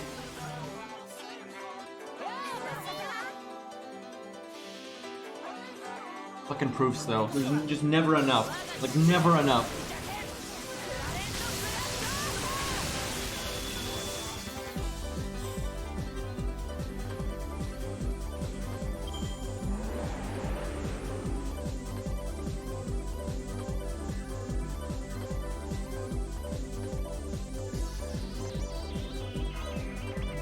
Alright, let me look at F2P for a second, and I think we'll do the main account a bit. And I think we'll, depending on what they announce coming up, will kind of depend on if we decide to do America or not. And there's some other stuff coming down the pipeline that I might put it off a little bit. But if there's nothing really happening, we'll probably get into America pretty soon.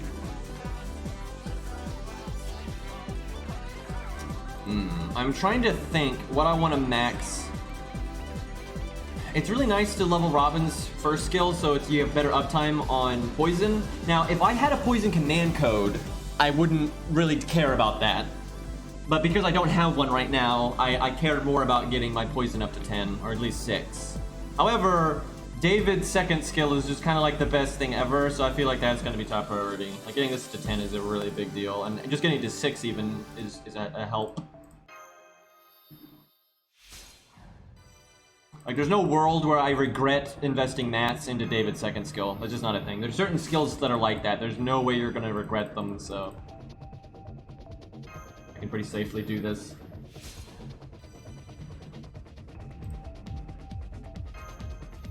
Okay, we at least got the first cooldown reduction to start. Ugh. Void dust.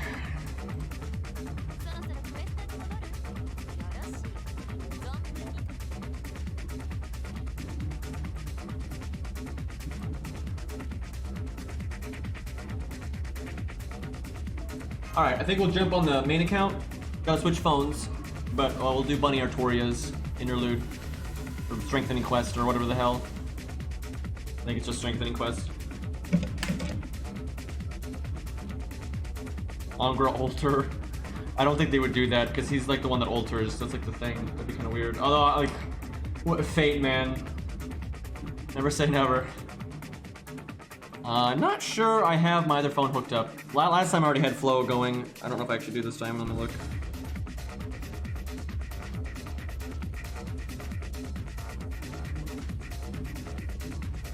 Oh, I do already have it plugged in. Okay. Good, good.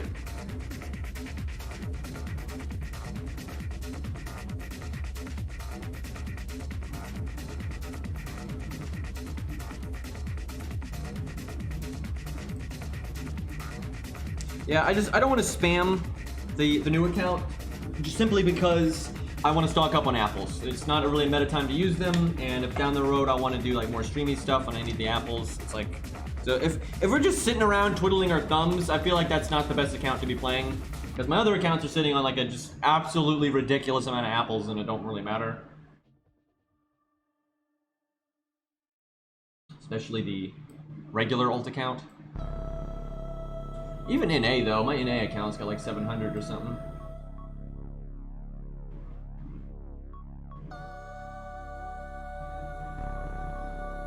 Always so bad at sizing this window. That's why people do overlays, man. I just don't like the clutter. I'm so glad I don't need an overlay. We're able to get chat on the screen in a way that I think is not obnoxious. It doesn't cover too much. I was afraid you were going to need an overlay to like get that to work, but thankfully, we didn't.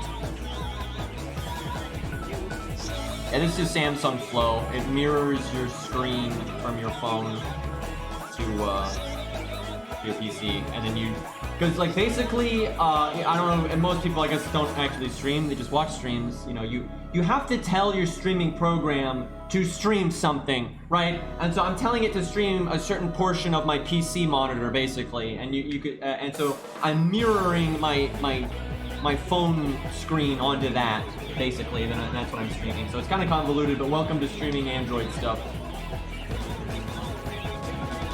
Because like right here, you can see my mouse, right? But that's my mouse and my PC just overlapping the mirror, which I actually could interact. You actually can interact with the mirror, but like my physically, maybe you can hear this. I don't know. I've got my phone on like a phone arm, and it's just like it's plugged into my PC, and the phone arm keeps it, so I don't have to hold it. Right? It just kind of keeps it in front of me, which is really nice. I got that for my tablet too, but it's a bit wonky. I'm trying to get that to be better. All right, let's see here. Yeah, I've actually got it set where you don't see the cursor, you just see like a, if I'm using a mouse, you see like I don't know what they call it, like a highlight or whatever. I can set it where you can see the mouse cursor as well though, but I just can't be bothered. I don't even care. I don't care if you see it or not. I can't be bothered. It's just what it's set to, so. Wait. Oh yeah, I haven't done nursery rhymes either. We need to do that. My main account also has nursery rhyme. Kind of funny how that worked out for so long, not having nursery rhyme on any account, and then just all of a sudden, I have her on my main, and then I also got her on the new account. I guess we'll try to solo this with Funny Oratorio. Why not? Summer Oratorio, Ruler Oratorio, whatever you want to call her. Oh, my audio is like loud.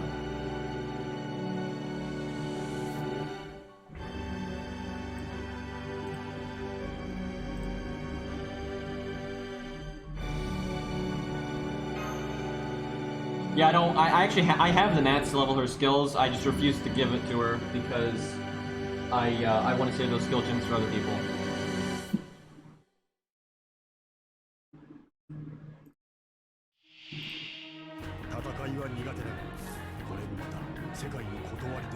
Boy, if you played Armored Core, you would not think that music was inspirational at all. I've never seen it in that light at all, due to when it actually plays and like kind of the vibe that it's going for. That is definitely not what I would call it. I need to stream that game again, man.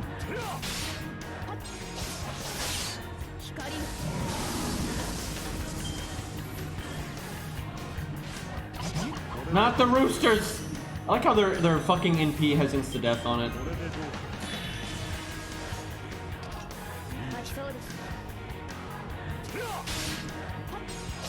I mean, I think someday we'll get Armored Core 6. And they seem to be trying to make it, because they've been looking to hire people that have experience in that department and things like that.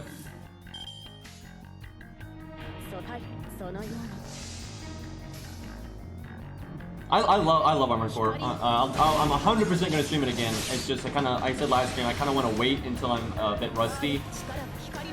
I always like when I really love a game. I really like not playing it for a long ass time and getting kind of rusty again. That way when you get back into it, it's kind of fresh and everything. You know, it's really nice. But when you're streaming, that results in a lot more backseating. But I've kind of just accepted it is what it is.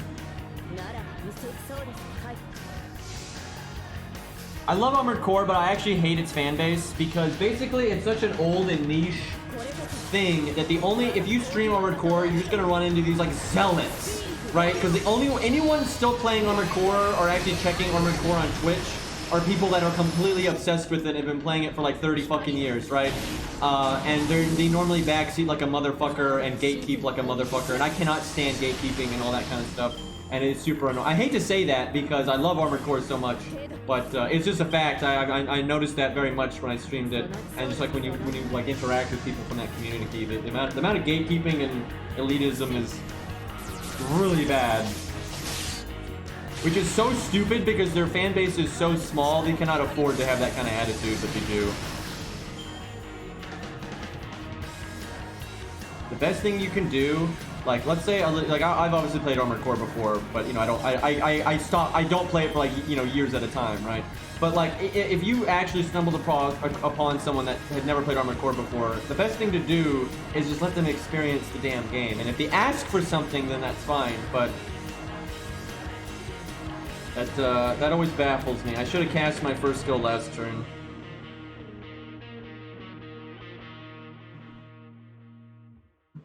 I'm gonna cast it now, just even though I don't need. You know what? I almost want to NP and then try to. Normally she can loop really well, but this is a terrible hand to loop. Also, I don't have command codes. Command codes are a big part of making her loop consistent. But it's really easy for her to NP and instantly get her NP again. But not like this.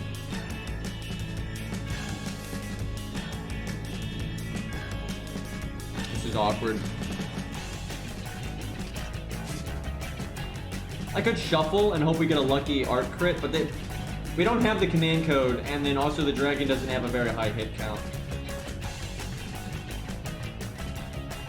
I think I make stars, as weird as that is.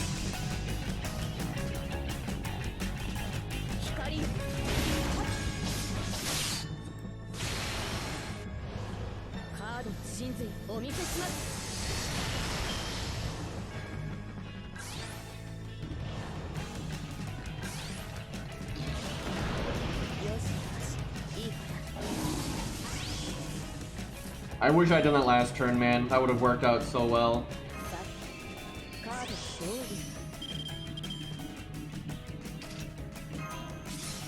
Do I want to gamble on shuffling the crit stars? We actually have a nice spread here, but we can get. Oh, I'm gonna do it. It's greed. Oh, the greed. This is such a bad idea.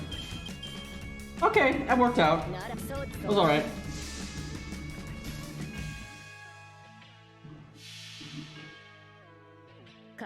Armored Core's awesome, man. It's great. Fucking awesome game.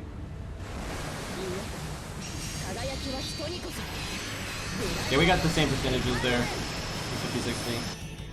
Come on, come on. There you go. Yeah. Just got one. So one crit was good enough for me.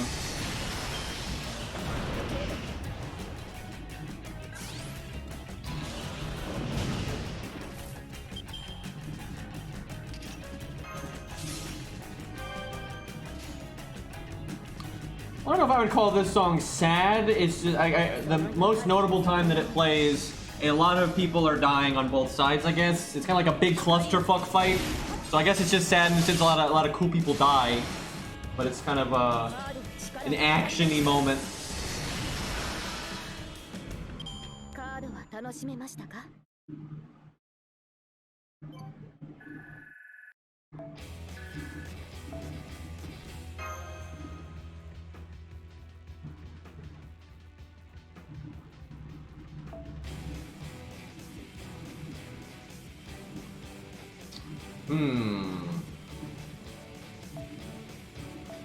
Mix up who we use a bit.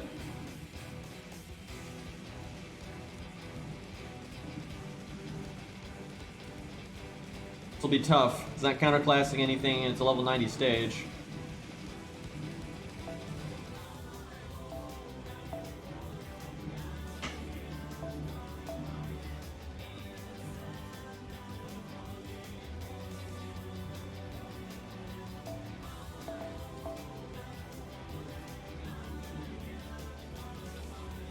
Always look for the lowest level battle it can on, because the higher level it is, the more health it gives the taunt, which isn't a good thing.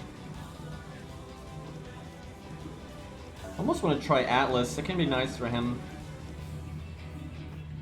Why not? Besides, who knows? Maybe there's a debuff element. Probably not, but...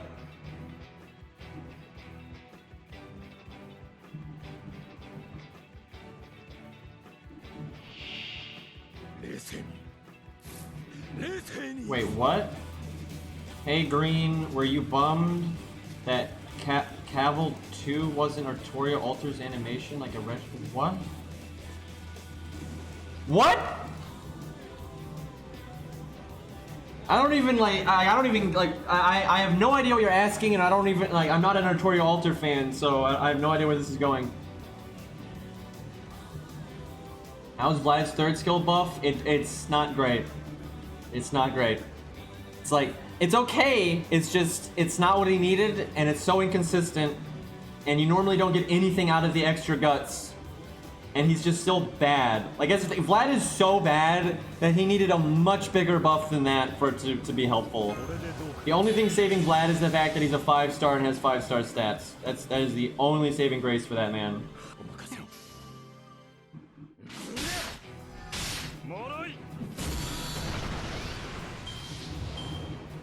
Because yeah, it basically just gets the NP gain. The only time you're going to get value out of the guts, because it only lasts one turn, right?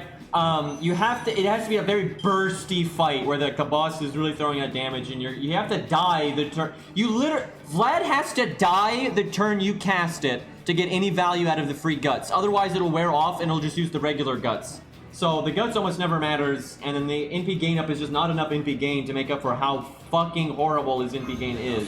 Sure, he is better since the buff. There's, you know, no denying that. He is stronger than he used to be, but it's not nearly enough. It's a lot. It reminds me of the Kiyohime buff. It's not that bad though. It's not that bad, but it's very similar. You know, Kiyohime has a lot of problems, and she's really lackluster in comparison to her competition. And then they just gave her this nothing buff that doesn't really do anything, and it's like, why did you do that, right? It's not quite that bad though. I still want to know what that Saber Alter question was. Yeah, that buff was insulting. Like, I'm not even a Kiyohime fan, and I'm like, that's insulting, right? It's like, she so does not compare well to the other AoE Berserkers generally, and so she needs something of her own, right? They need to give her own thing, and it needs to be good. And they're like, yeah, we'll just increase her defense skill by 6%. Like, oh, sure. That'll do it.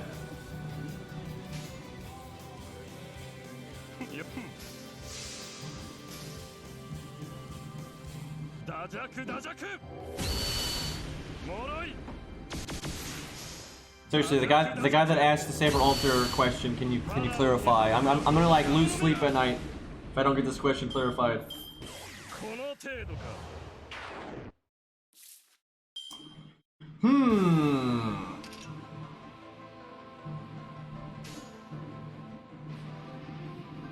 Guess we just make stars.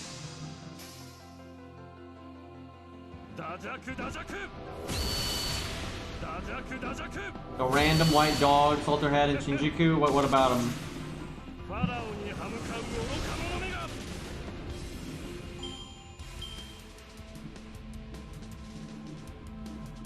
That shouldn't. I would be annoyed if that was in a skill animation, because that's just pandering, right? Like, why would that be there, right? That doesn't make any sense. I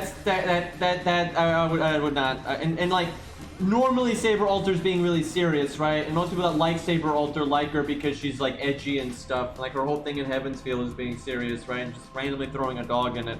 Like, I feel like you could, if how you should do that is if, like, you give her a joke costume or something. That's when you could put it in, right? Like for, like when they did Bunny Shiki, right? Bunny Shiki, that you could do that. So if they ever did another costume for her, I guess you could have done it specifically. And that's probably what you are asking, is if for specifically the costume. Yeah, you could probably do it specifically for that costume. That would have been fine. But yeah, don't do it. Don't do it with her, like, just her generic animation update. Don't do that.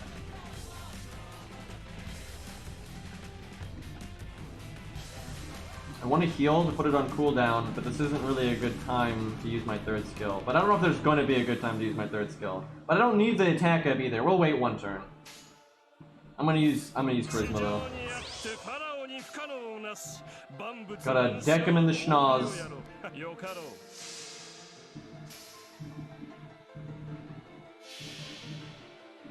It's not the same as the Reshigal. Oh my god. Oh my god, sometimes chat. That's so surface level, like, just please no.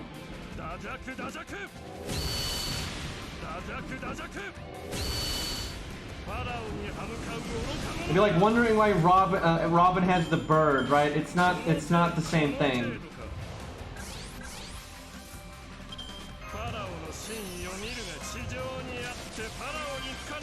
Like, this is an extremely extreme example. This is way more extreme than a Reshigal and Saber Alter, but I'm going to use this example to illustrate what I'm talking about, right? Okay, so imagine you've got Phantom of the Opera, right?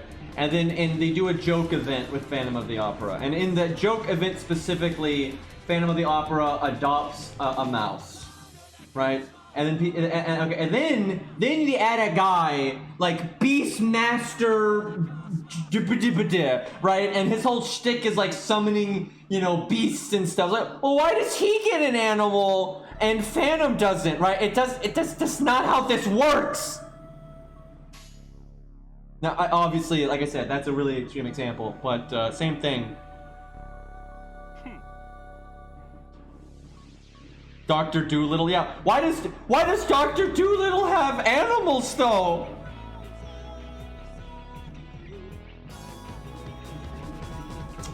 I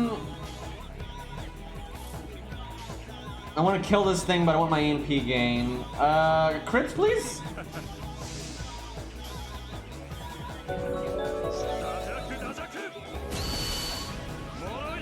Thank you for the resub, Yuri. I appreciate it. 7 months. And like, even, okay. I'm a horse. Regardless of like actual legends and stories, and because like the Beastmaster thing is, or Dr. Dolittle is kind of an extreme example, but there, I need to. I'm trying to think of a character that's not a Reshigal that like doesn't have anything like. I'm trying to think. I don't know. They don't use animals much, so this is the animal thing doesn't really work for I'm trying to articulate here. But like, there's a difference between like when you make a character and like how you. Speaking of animals, I was looking at the screen, but there's a difference between like how you make a character as how they are as a default character. Like, what is the character? What are they about? How do they behave? You know, what are their interests? Yada yada. And Saber Alter's true self, we already have, and it's not how she. You know, it's not the specific stuff to Shinjuku, right?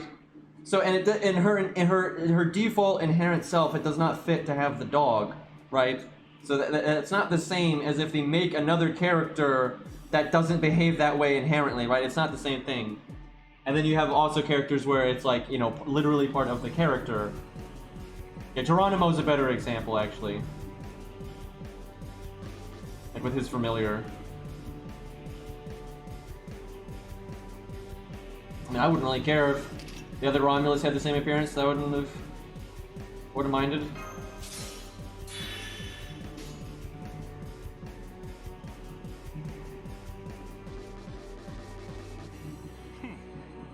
Sucks that the 70% crit went on the quick there.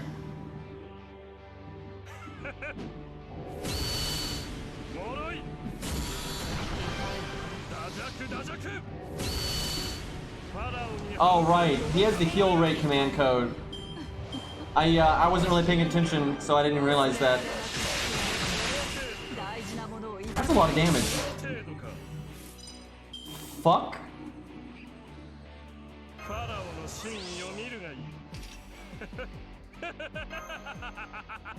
I really wish my second skill was off cooldown right now. As much as I want to cast the heal rate thing, I need to do this. Which is worse, Caster Gilius or Phantom? Phantom. Caster Gilius, at least in an AoE situation, is like guaranteed to get some stuns for you. Which, you know, yeah, it might take a few turns, but that's actually really practical. If you're doing like Summer 3, the Summer 3 challenge quest, where you're fighting all those bosses, getting some random stuns is actually going to be pretty nice. And it's way more reliable than Phantom. Oh. She's dead. I was all like, okay, and then we're gonna do, you know, our second skill, and you know, we can remove the defense down if we need to, and maybe get another turn out of this, right? But she's just dead there. I thought she might die next turn, but yeah, I guess Buster Chain. Hey, Halo Man, thank you for the raid, man. Appreciate it, dude. We just yeeted Carmilla there. All right, who we want to use this time, chat? Thinking the main boss is probably the Saber, so maybe we use an assassin so we counter some of the trash, but we don't counter the boss. Paris? I think Paris might be actually too good if the boss is a Saber. Gilgamesh? I think that would be too much. But Izo. Old Lee. Okay, we don't use Old Lee much.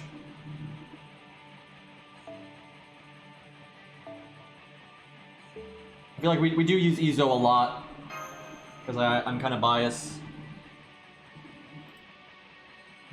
Alright, we've been listening to Armored Core music this whole time. Let's go to the regular playlist and mix it up a bit. Not that there's anything wrong with the Armored Core playlist.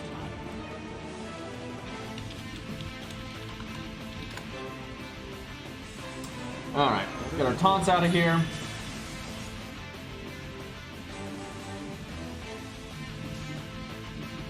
I'll tell you what I kind of want to use right now is regularly. I like regularly more than Old Lee.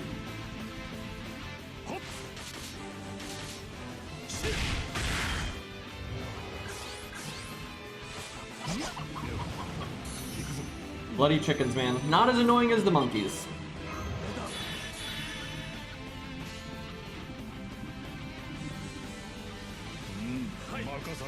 Oh, I like that command code on his art card. That actually makes sense. I like that. We do class disadvantage in solo all the time. Doesn't always work. So I don't need the stars off of our second skill, but I kind of want that long-term value. Although I guess I could let them do damage to me, then I heal it. That guy is a double crit buff. What's the cooldown on his second skill?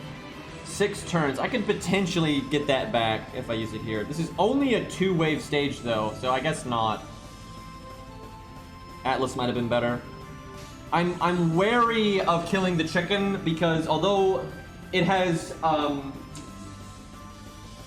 befouled this area, I kind of want to you know, it does counter class damage, okay? Chicken does counter class damage, that's annoying, but if I kill it, it's gonna give the fucking Lancer, I don't know why he's a writer right now, but the fucking Halberd Knight 3 actions per turn, and he has a double crit buff. I'm not exactly crazy about this.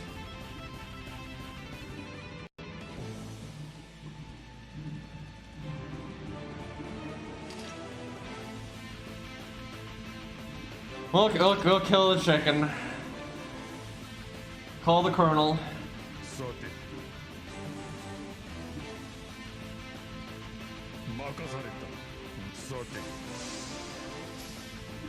Yeah, crit down debuff would be nice here.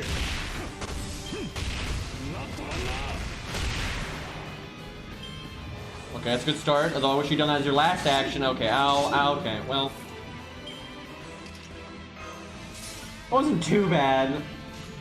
It could have been a lot worse.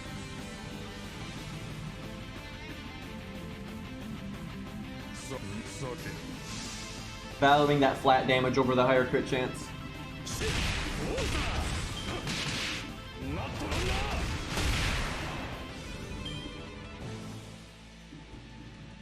The knight's riding the chickens, that explains everything. That's actually a horrifying.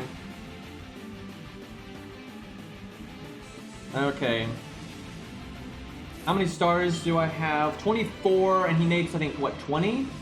No, 15. That's good enough.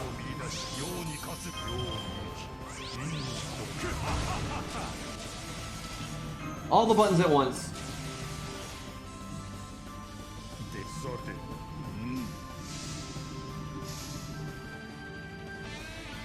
Okay, we no event CE, no event bonus, none of that. Guard.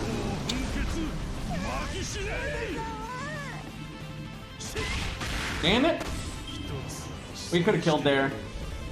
We absolutely could have killed there. That'd have been close. Like if we had high rolled on the NP and crit there, we might have done it. And we didn't get our NP back. Are they these fucks, man? Like look at that, they just double buff. We could have so easily looped and then like killed her and then fucked up the dragon. Bunch of bastards. I should have done a more damagey combo than that because she still has 50k health. Oh, I just paid for my arrogance. I don't know, greed. I was trying to just make as many stars as possible. That was a mistake.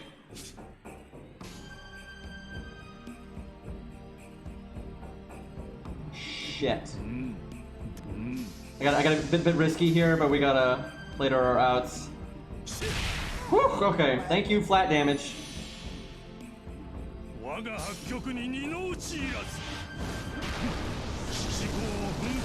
Oh, that's a rider. Never mind. I'm disappointed in you, dragon.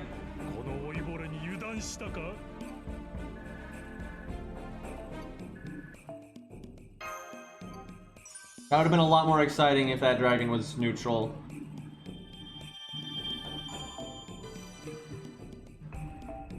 Oh, we're done. Well, that's kind of sad.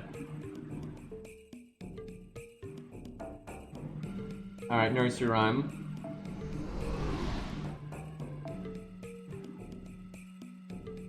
Oh. Well, that's it for the fun.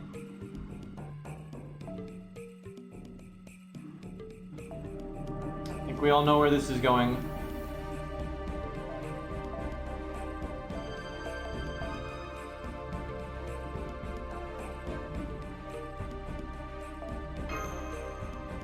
There's not even counterclassing, man. Assassin only squad. I mean, it would only be 4 assassins because I'm gonna yeet her out of here, right? So you get 4 assassins. Do we want this, chat? Do we want an assassin team? I'll leave it up to chat. We've done this before. This is only level 70. We did a level 90 stage with all lancers and it was sabers. Do it? Okay. Do we yeet? Do we take up a slot and yeet nursery rhyme, or do we just bring 5 assassins and nursery rhyme? Yeet? Yeah, I think people want the yeet. Okay.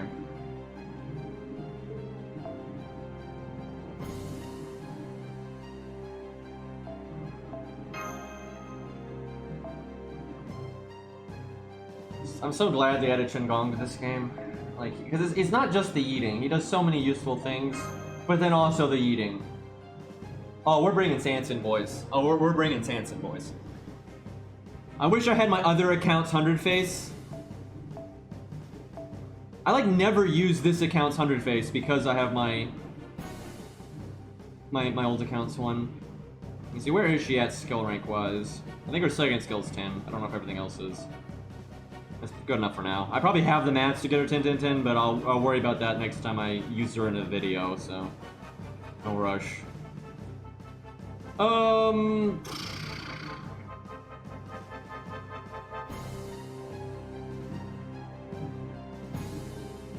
mean, I am free to play on this account too, except for Edmund. But the difference is this account's 5 years old. I know chat wants... I know chat wants Phantom, but I don't want Phantom.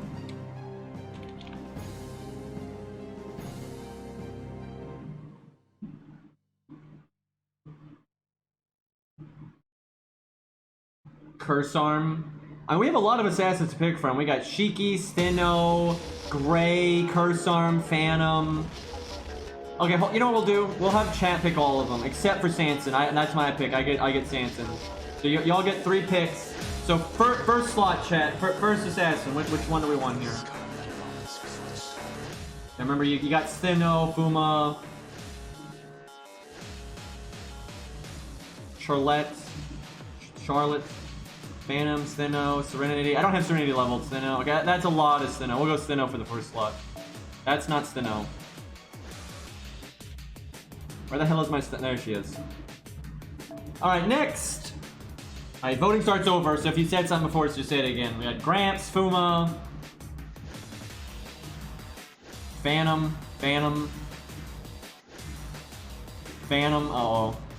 Fuma, it's Fuma and Phantom right now. Fuma. Okay, we got Fuma. I'm shocked chat just picked something reasonable. I don't even know what to say. By the way, I like how we have Steno and no Divinity, right? That's our whole shtick. Is she makes people with Divinity like, you know, wow, big buffs for Divinity people. All right, last one, chat. Gramps, Charlotte. Gramps. Jekyll and Hyde, fuck you. Fuck that guy. I actually love Jekyll and Hyde, but Phantom, Gramps, Gritsugu, Charlotte, Phantom. Charlotte, it's okay, chat, I think it's Charlotte versus Phantom, although it's Gramps too. Okay, everyone, now you can only vote on either Phantom, Gramps, or Charlotte. Right, those are the 3. Start over and vote again.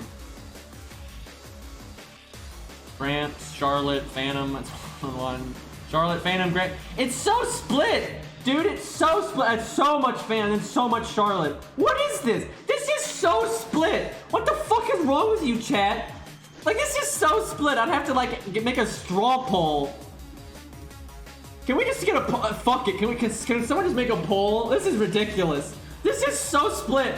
Normally, it's like, you know, it's pretty obvious what the majority is. This is so split. Yeah, you can make a poll with either channel points or just a straw poll. This is ridiculous. Normally, Rex is our straw poll guy. Like, that was so split.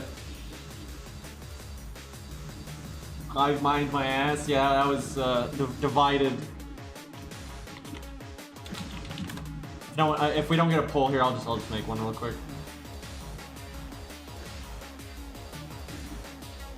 Only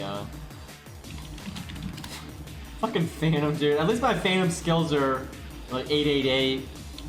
That's something.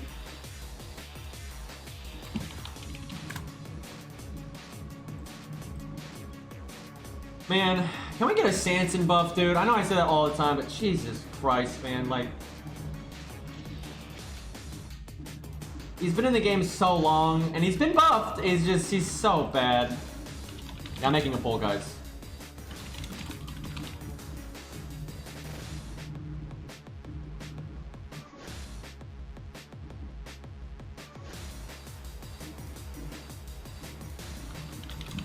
Gotta make a name, god damn it. Alright, I made it. There you go, chat. There's our poll. That's the one. The results of that one will be what we go with.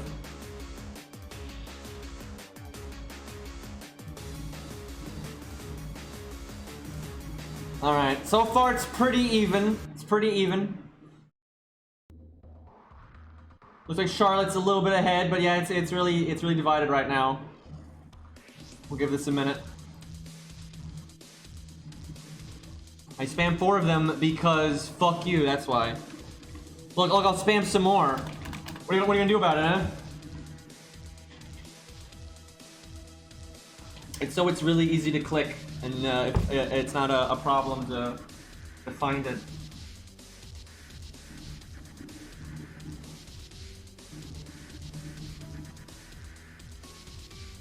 All right. It looks like Charlotte's gonna win. We'll give it another minute here. But it looks like Charlotte's gonna win. See, if the Phantom and Gramps people would unite, they would win. But they're divided. Poor Phantom. Phantom started off good, but he's losing now. That's rough. He's falling behind a bit. All right, like 10 seconds, chat. Vote for Phantom. No. Justice for Phantom. All right. Looks like Charlotte wins. I would have never been able to gauge that through chat alone. Hi, Fury. Okay. I think it's fair to say I get to pick the CEs because this is a mess. I really don't like the fact that we don't have anyone with Divinity. I'm not a fan of this. We got fucking Sinnoh, who legitimately is an okay support for divine people, but we have no Divinity. Thank you, Finn, for the gifted sub to Fury. That's a lot of gifted subs, man. Always appreciate it. How the hell do I even...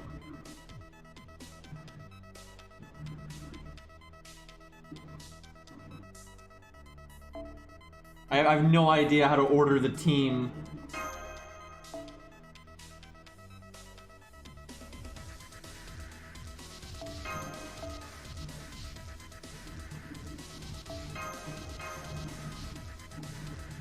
Go default, I guess. I don't know what I'm getting myself into.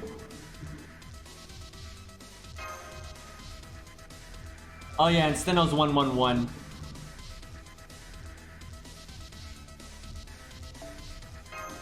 It's a good question, Fury. I don't really have an answer.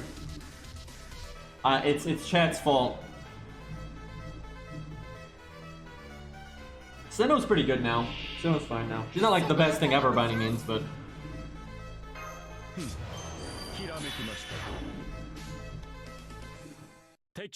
I like how I can't help, like, Sanson much here at all. That's unfortunate.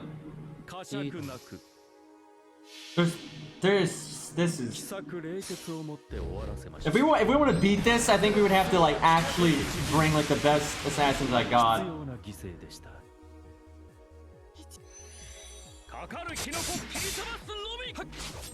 Because, like, we have 4. If I could have 6 assassins, sure. But we have 4 assassins. This is gonna be awful.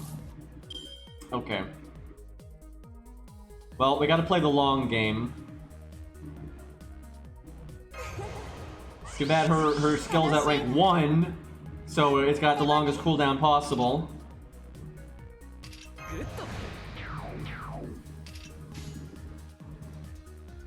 Watch this mad Sinnoh damage, boys. Brave Chain. Unfortunately, Sinnoh can't read, so she really can't handle a book. Stuck on the island too long. Jesus.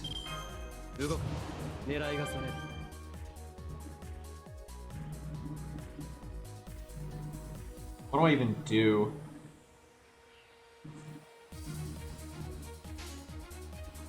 This is awful.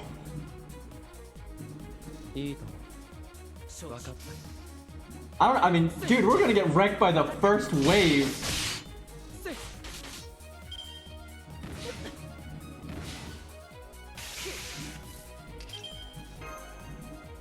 I guess Sanson is the most important, although his skills do nothing.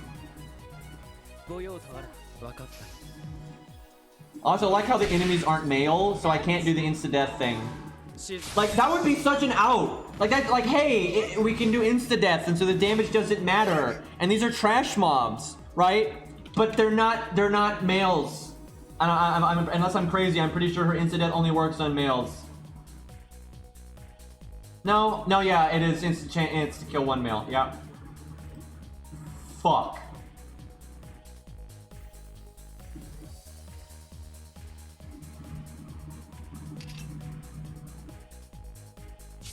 Surely Sanson has this, right?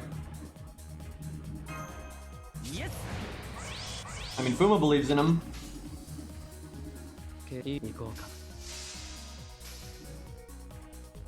Sanson has one of the lowest insta-kill rates in the game, by the way, on an NP.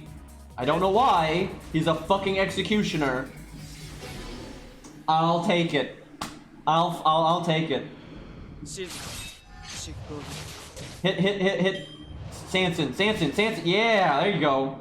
Calculated.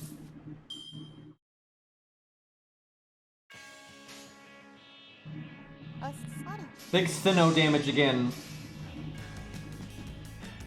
Yeah, see, Fuma predicted it there. He knew Sanson had it.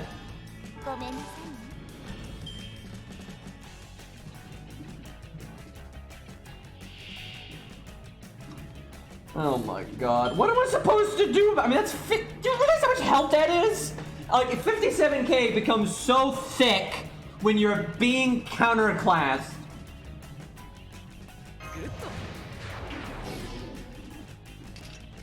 Again, if I had six assassins, I almost said like Sinnoh and 6 at the same time. But if I had 6 assassins, I think we would have a chance. But we have 4, so we absolutely do not.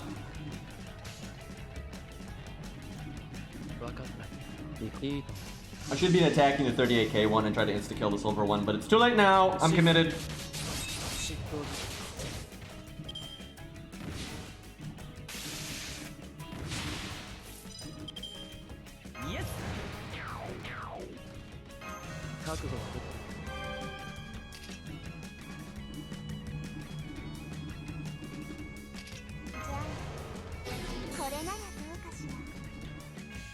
I like how the enemies aren't buffing, so Sinnoh's buff removal doesn't matter. The enemies aren't nail, so I don't get the charm or the insta-kill. Like, would it kill them to waste a turn buffing, right? Like, if they waste a turn buffing, I don't take any damage. And if it's a nasty buff, she could remove it. But, yeah, no, that's can't have nice things. Don't kill Fuma. Do not kill Fuma this turn. You can kill next turn, not this one. See, I wish this was a pinball, because then it would be strong enough. You know, we could write all over these books. God, Sinnoh, just... Fuck. Oh my god.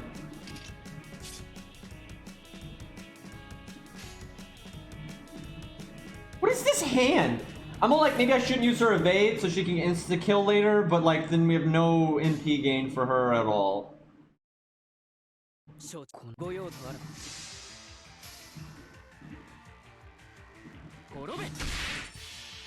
I mean, the books are gonna have a happy ending. Not the first 3 books, fuck those 3, but the rest of the books, I think the victory is in sight. I like how Fuma is doing his job. He's making stars. Look at all these debuffs. Look at this. A million debuffs, right? But he's working with incompetence, right? So like they can't capitalize on this at all. I hate to use this now, but she's just gonna die if I don't.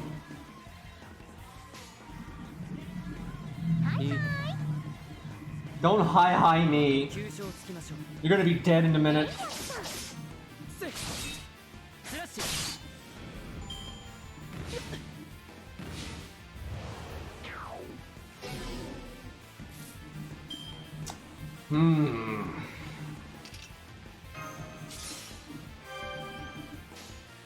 Manson's trying, man.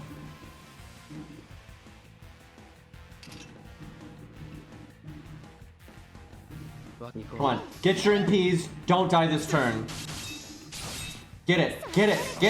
Okay. Rip Fuma. God damn it. Did he just do 6 damage? I may be crazy, but I kind of think that's what that was.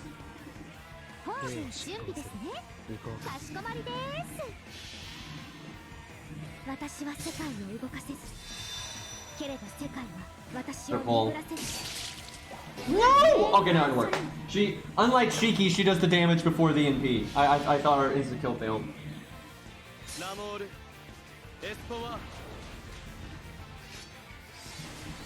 Fuck. I think it's enough damage to kill it though. Yeah, it is. Okay.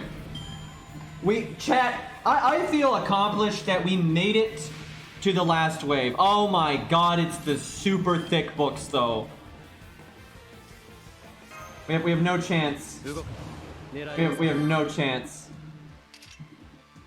These are the Chad books. These are encyclopedias.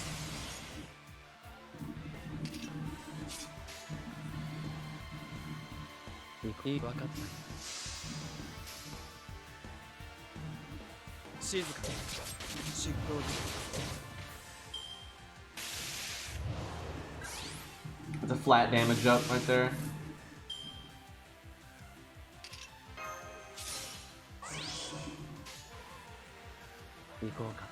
Honestly, for only having 4 units that are being counterclassed, I'm yelling. They did all right, especially Sanson. Sanson has gotten a lot of value here.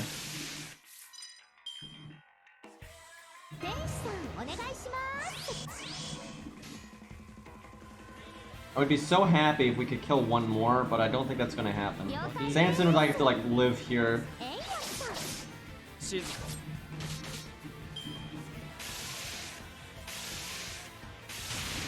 Well,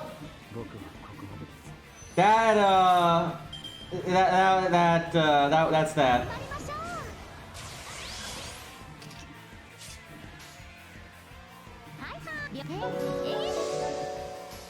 Yeah, guys, it's a Charlotte solo. She's got this. What could go wrong?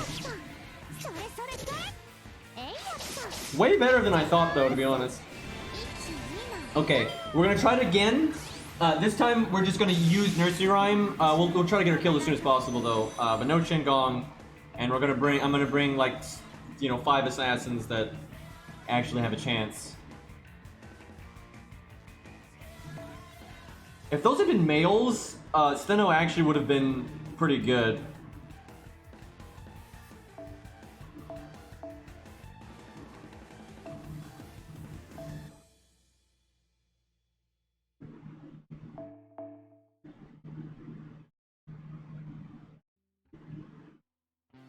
Okay. This is like so much better. This is so much better than what we had a second ago. Can you put her in the back? If you can, I guess we just do that. But yeah, that's fine. I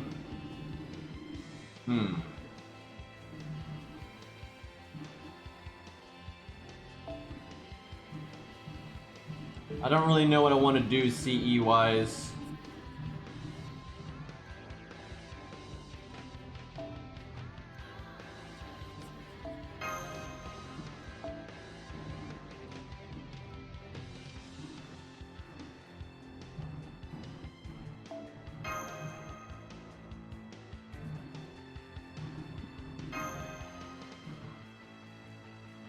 There may be better than that. I could get more like, I could do 20-30, I could stuff like that. But which, I don't know. This is really long term, so starting MP is not as good.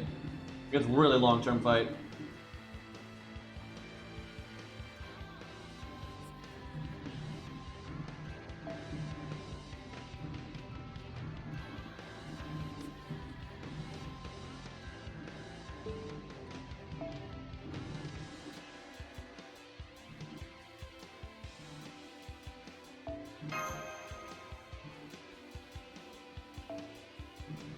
Why doesn't Sanson's first and third skill do freaking anything?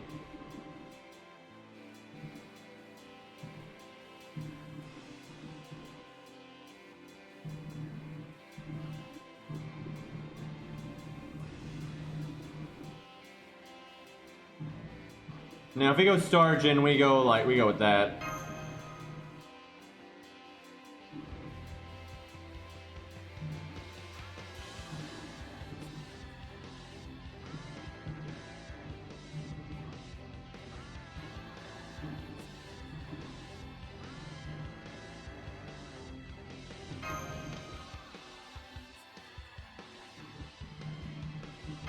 Alright.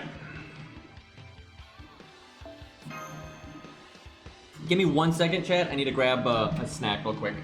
Not the best timing, but a little hungry.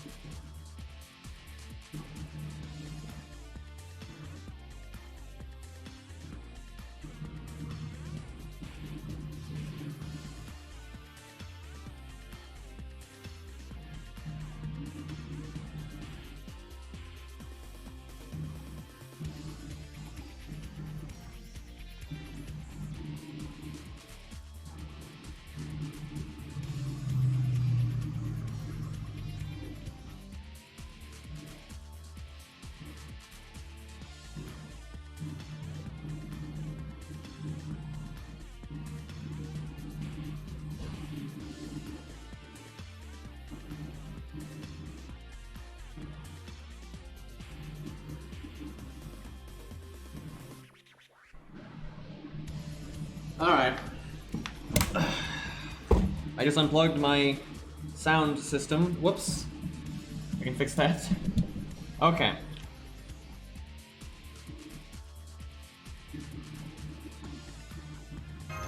Let's get that insta-kill. Let's go.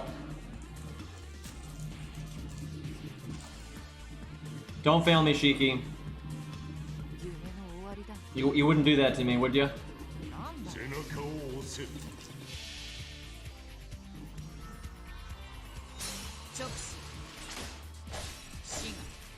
Yeah, there we go. Reliable.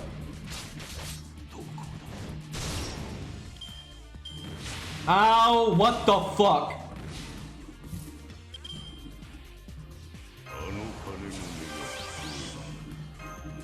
What? No! I'm an idiot. Turn order. Oh, that was such a waste. God.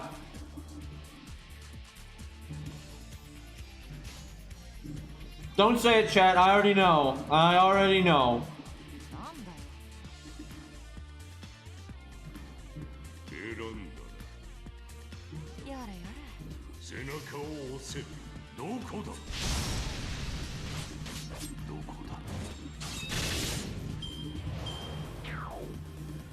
If Gramps would like to get a 5% insta-death proc, I'd be down for that.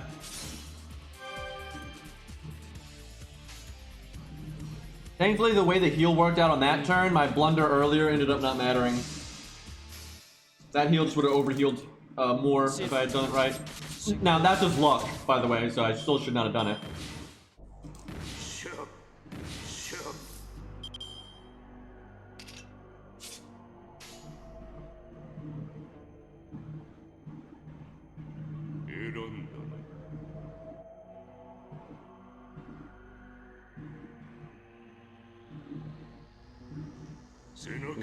But yeah, a lot of people have this idea, this is really random, but you have this idea that like a free-to-play account can't have a lot of nice things.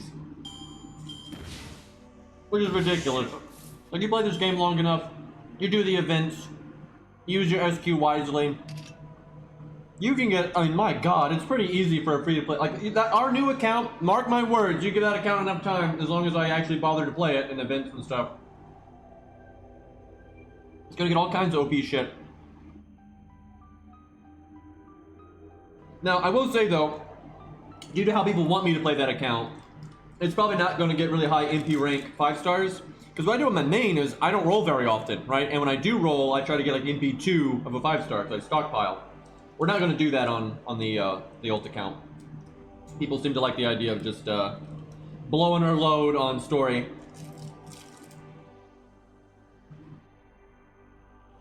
I do not like this turn at all.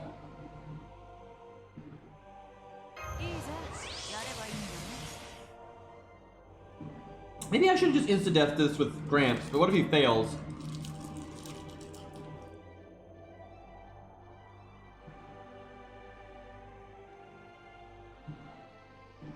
And I kind of like to save it for the next one. I think we do is this. I think we save Gramps' MP, because it's pretty important. And we have an okay chance of killing this thing next turn with Gramps. Like without NTing. Oh, I don't know. We'll see. Fuck. I was really hoping it hit Shiki there. Fuck, this hand. Why do you got... Okay. It's not like it's a bad hand, but I have like too many options there. You didn't crit, Grant.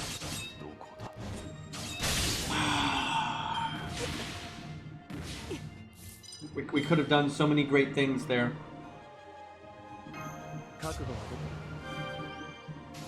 I could have been a lot better.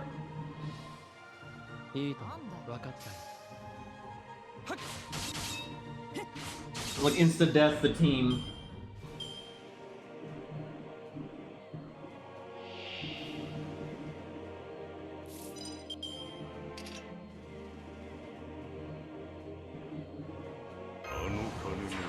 Okay, fuck that one. That one's gonna die. I swear to God, that one's Dunzo.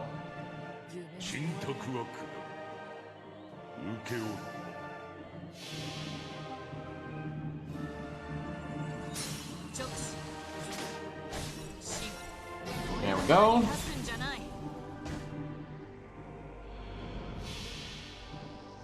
This should kill this one as well, most likely. I don't think books really have much in the way of death resistance, so...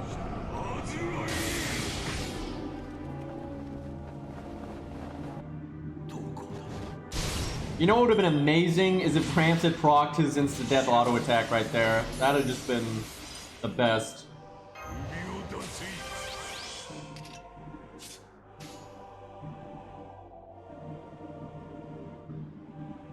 I guess we try to bruiser this one down.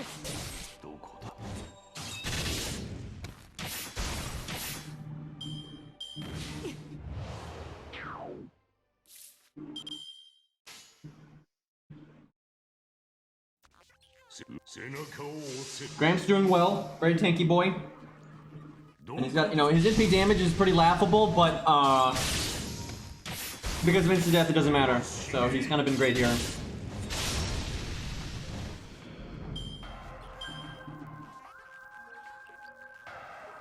We didn't get much use out of his gut skill buff there, but oh well.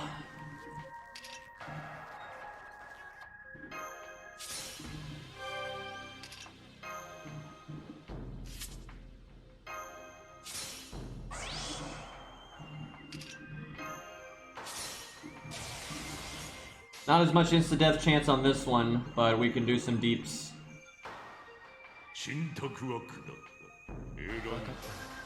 And hopefully get Sanson's NP. Gramps is doing well, but honestly, I wouldn't really say he's carrying. I mean, Shiki has straight up killed 2 books on her own. And then Sanson's actually a big part of why they're not dead. Sanson's doing the least, but Sanson actually has been helpful. He's, you know, because he's got 20-30, he's 100% resulted in us getting more crits and more NP gain. And like I said, Shiki's killed 2 books on her own and then helped a bit with the others. So like, honestly, all 3 of them are doing quite well. Now, Sanson himself is only doing so much. A big chunk of it is he's a stat stick to hold 20-30 for us. It's like, here, hold this, right? But still, it's doing us good.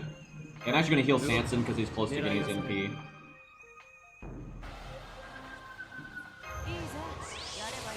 And then we can use Shiki's first skill to give Sanson the better insta death. Now we haven't even lost a unit.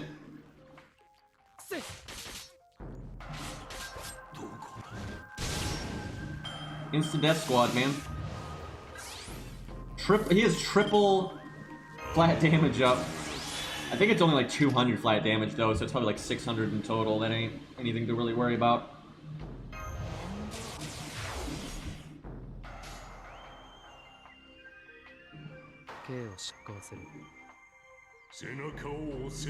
Come on, Sanson. Come on, boy. We get 1 book kill and the crits and then the healing. You're like you did good. Come on, come on. God damn it. Well, I mean, hey, at least he did 17k and put defense down, right? He's got a nice big juicy defense down there. Help Gramps out, you know, get that buster chain. That was sad, though. That was sad. We could have won and had no one die, and now we might have someone die. Come on, don't do it. Don't do it. I think we're good. Yeah, and look, we get the BM. Look at all this BM.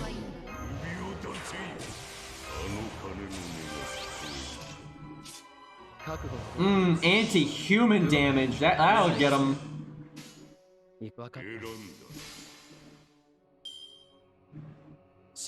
That was actually pretty fun. Because although that's normally a joke battle, we had to get kind of meta with just our NP gain and survivability there, so that was kind of fun. Definitely not the hardest thing I've ever done, but that was fun. Yeah, Gramps and Shiki did really well. They both got a lot of damage in and they had good survivability.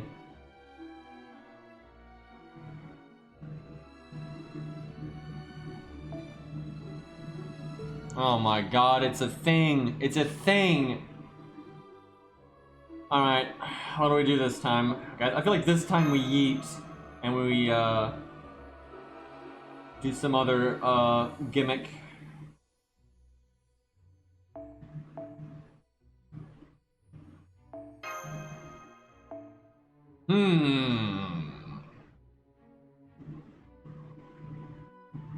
Throw some names at me, chat. Just use George, like a 65 George. I like that idea. I know it's literally the first thing someone said in chat, but I kind of want to do that.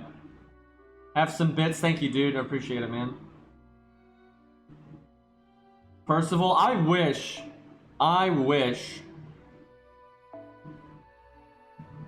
Chat, dude, do you want me to be... Okay, chat, do you want kind of whatever CE that's just kind of like basic value, or do you want me to pick a CE that's actually like good? Because like basic value is this, it's not, you know, gonna help us loads. Oh, I mean it will, but it's not like, you know, anything fancy. But then like if I want to pick something really good, you'd go with like Origin Bullet. I got everyone's already saying Origin Bullet. Okay, fine, we'll do it.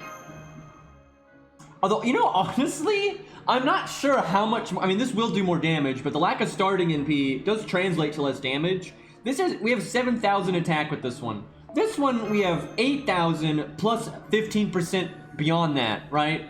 So it's not that big of a damage boost, especially when you factor in the lack of starting NP.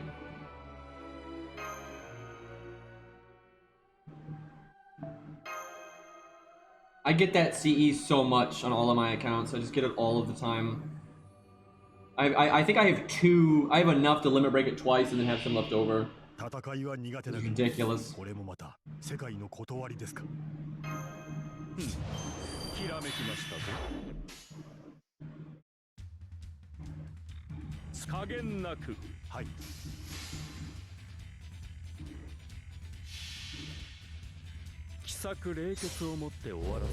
Oh, Chad, I know I'm kind of slow, but like, I just now realized we're fighting a bunch of books, and it's nursery rhymes, strengthening quest. I get it.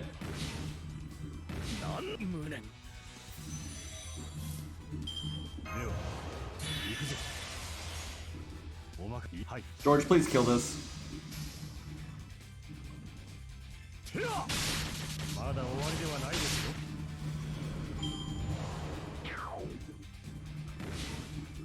That defense up, man, feels good. Imagine if we had a defense up CE equipped right there.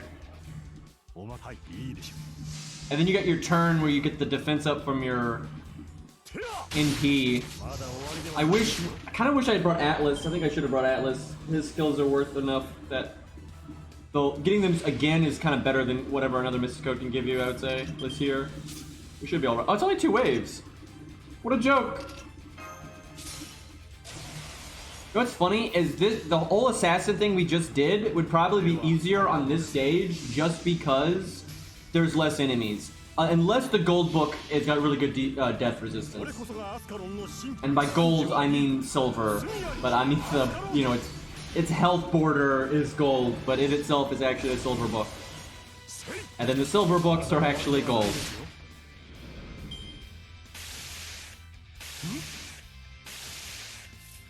So tanky, man.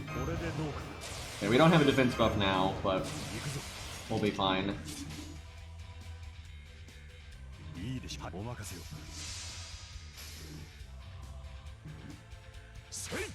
Yeah, clearly you add these pages to your own book. That's how it works. They're other nursery rhymes.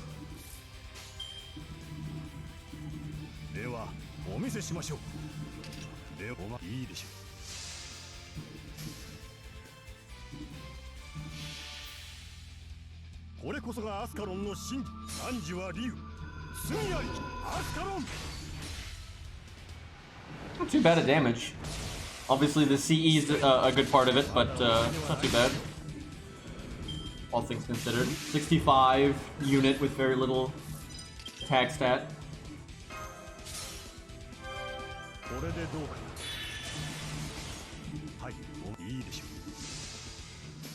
It is wild though, if you give him a defense CE, and then you're fighting a boss that maybe has a high hit count, so you're getting your NP faster than normal.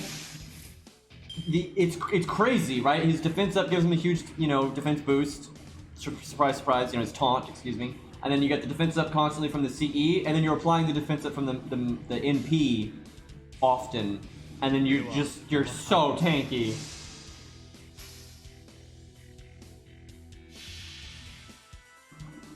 I want them to buff George's NP, because that's so fair. The whole reason George is such a good unit has nothing to do with his damage. It's completely tanking and utility based and stuff, which is fine.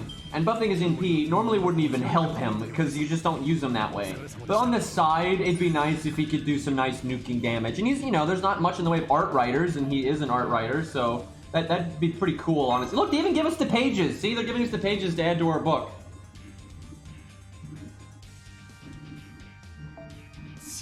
Wow, we're actually out of AP. Although I think I did some farming before I streamed, so I probably didn't have full AP anyway.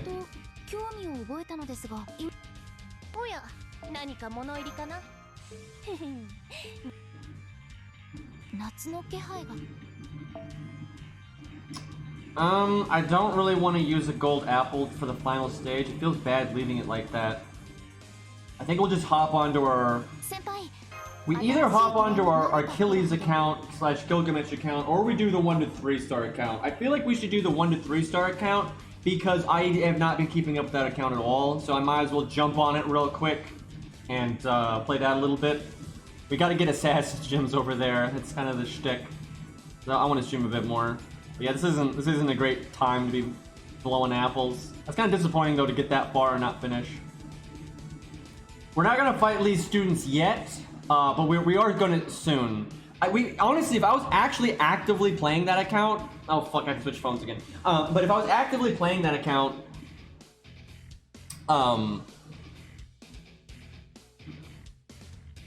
we probably could fight it by now. Excuse me, I had a brain fart. But I just haven't been farming on it at all. But like, if I had just been like actually actively playing it these last few weeks, I'm sure we would be ready to do Lee's students by now.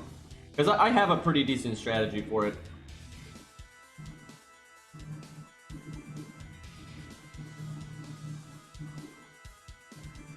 Oh fuck, I actually did use a lot of its AP today.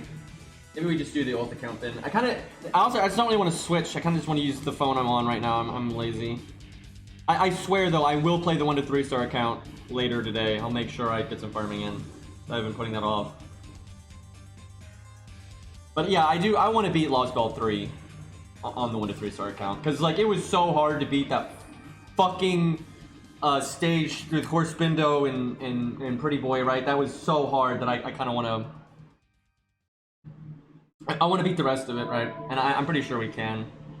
It's gonna be tough, though. The 3-star CEs are terrible. Like, 3-star units, no problem. 3-star CEs, big fucking problem. Like, honestly, I'm really proud of that 1 to 3 star and 1 to 3 star CE clear of that boss fight. There's no other clears like that. Like, all the other, like, quote-unquote budget clears for that stage use really high-end CEs and stuff. Like, it's fucking insane to do that stage with 3-star CEs in units, and my skill ranks weren't even good, right? And it took so long to figure out a setup that would work. But I was really proud of that.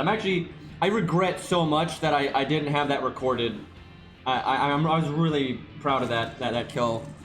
Hopefully they'll add story replay, and I can do it again. We're not gonna do the tree on stream. We're gonna make that a video, obviously. That's gotta be archived for the rest of time and editing and all that good stuff. All right, well I can kind of do whatever I want over here, because this account I'm never like, oh no, I gotta use an apple, right? Although I tell you what, that event a little while ago, I used so many apples on this account. I used more on this than I have in like ages. What event was it? I think it was Was it the DICE event? I think it was the DICE event. Yeah, it was. The Fate Requiem collab. I just could not get a CE drop. I was so annoyed too because I was just doing it for like the video, right? And like I didn't need the CE, right? Outside of the event, who cares? And obviously I knew I could beat the challenge quest with or without it. But just for principle, I wanted to get it and stuff for the video. And That was frustrating. That was such an insane amount of apples just to get a CE that I'm never gonna use, right? That was dumb. I just got such bad luck with the drop. Fucking Requiem event, man.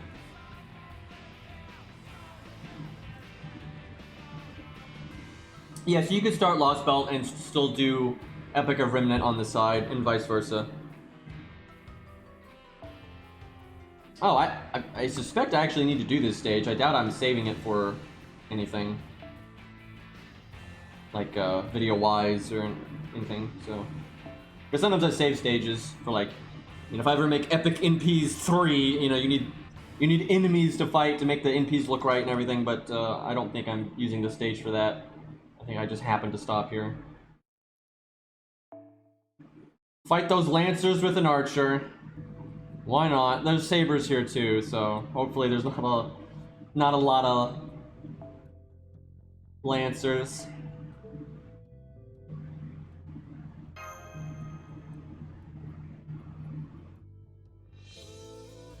Yeah, hell, you can do all the 1.5 stuff at the same time. You can start Shimosa, do like 2 stages, then go do a few stages in Salem, and then go do a few in Agartha, right? You can do whatever. Okay, we'll kill... I guess we kill the Sabers first so I can actually kill them and lower their damage. Because these guys only have 1 action each. So if I get it down to just the Lancer will only attack once per turn.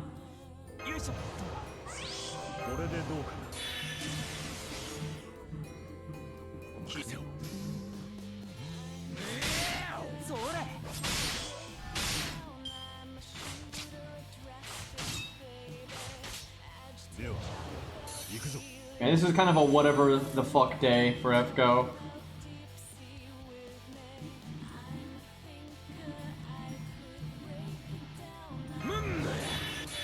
Actually, I almost want to not kill a Saber because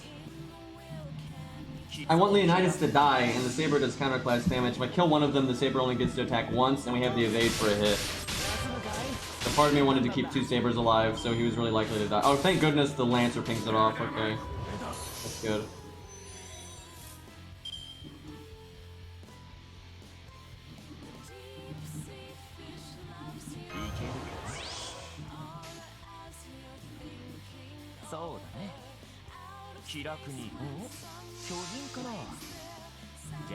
Come on. Man, I could have done just the Buster. Excuse me, Chad, I'm not super familiar with a, you know, Omega maxed out David. I really wasn't sure how much damage his Buster card was gonna do there. Damn, he fucked that guy up. Awesome. Got through that nice and smooth.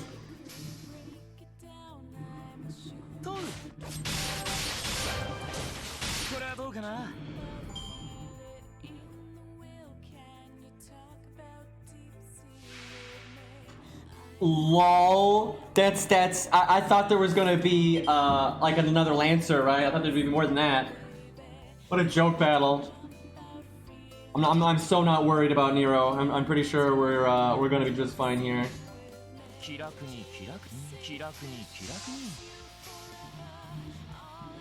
We can even skill seal her so she can't cast her triple guts. Unless she casts it right now, but I'm hoping she normally won't do it unless she's lower in health, so. Although I didn't get my NP, because she didn't attack any. God damn it, Nero!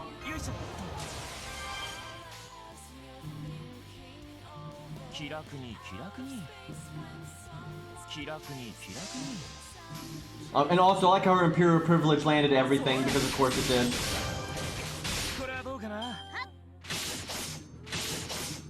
No guts for you.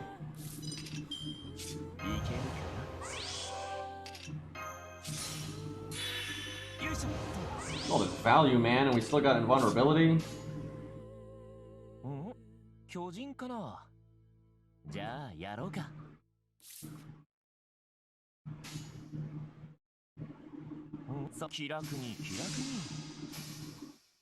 Oh, she cast it twice in a row, that's right. So she failed the defense up once.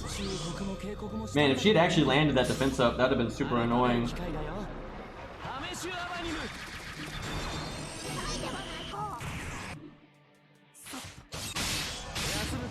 Get wrecked, that was easy. Oh, of course you fight Nero. Because it's Boudica, right? See, that did better than all of Septum and Boudica's Interlude. The fucking generic strengthening quest with no story did a better job with Boudica than Boudica's Interlude and Boudica's story in Septum.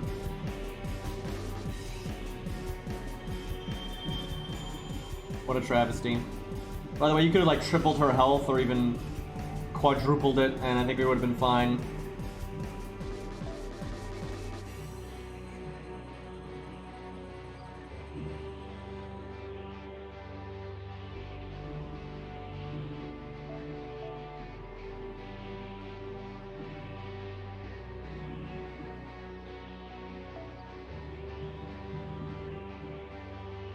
Why not?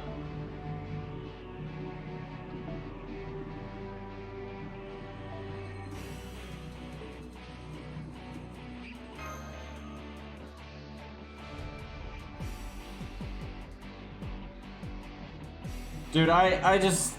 They're so bad with Boudica. God.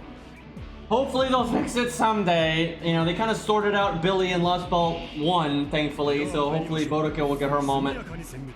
Maybe Lost Belt 6.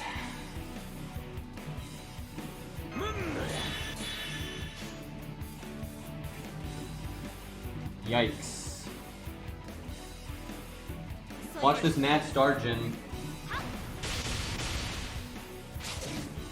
I hope she gets buffed. She needs an NP buff. Big time.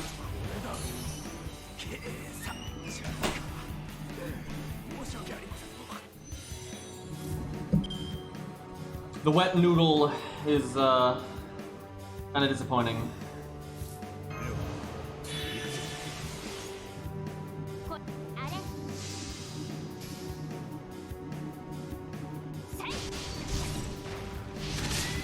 Yeah, I don't mind her design. It's not like my favorite in the game or anything, but it's fine. I just want a Boudica animation update, and I hope they give her her other Noble Phantasm. Like in her normal attacks and stuff.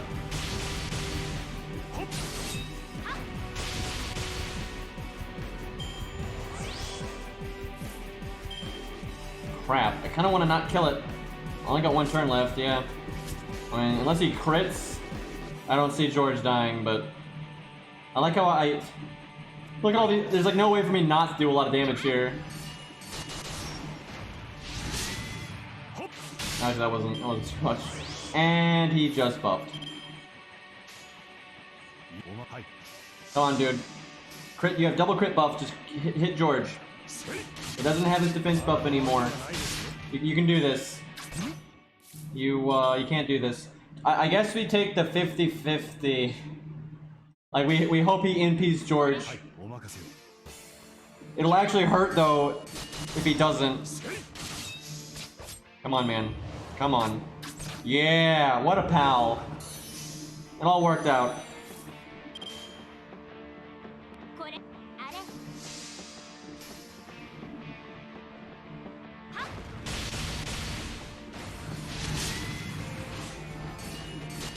Yeah, Surtur is a giant. He's a flame giant. He's just really fucking powerful and was like capable of killing gods and stuff. Because, you know, that was like his shtick.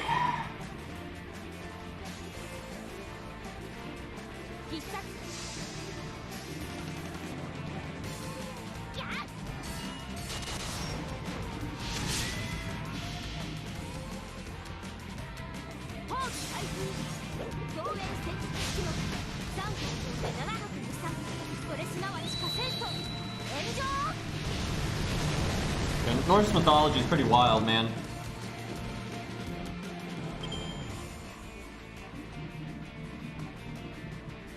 Yeah, I'm looking forward to the Soldier H emote, very much so.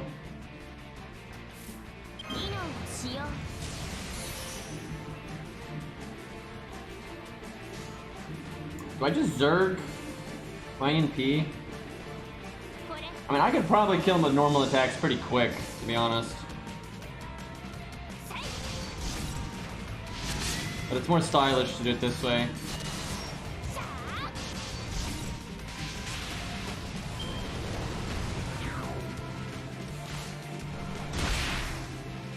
got a decent attack stat.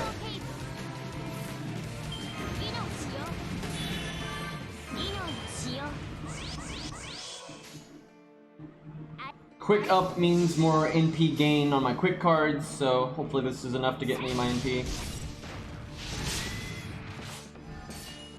I probably could have killed him that turn though. If I was just doing Buster stuff over the last 2 turns, I could have potentially killed him that turn. But maybe not. Ooh. Oh boy. Well, thank you, Guts. He's trying to be like the original Star Trek. All their fight scenes were just like double hammer fist bullshit. So stupid.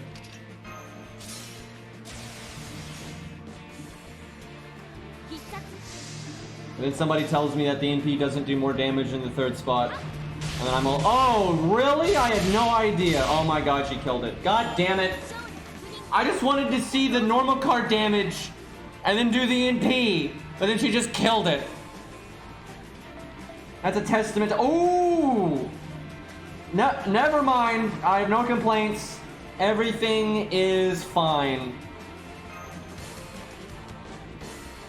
I feel good now.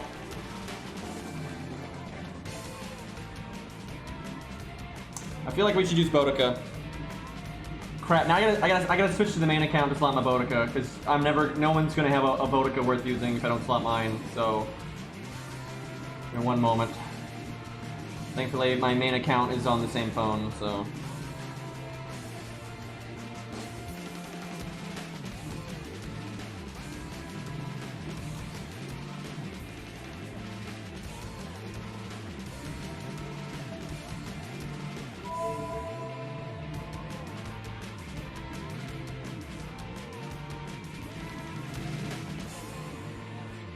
Yeah, I hate the way they handled Fenrir in Lost Belt 2. That was ridiculous.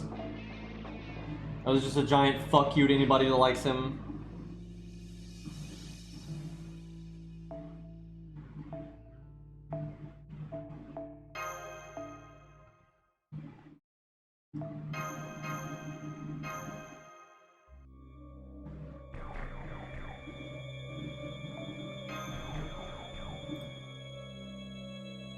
I always hate the way Samsung Flow works, where you gotta resize the window every time. It's not even when you switch, like, I didn't even close the game, it's just whenever you switch apps, it does that. I don't know why, it just does. We are counterclassing, but whatever.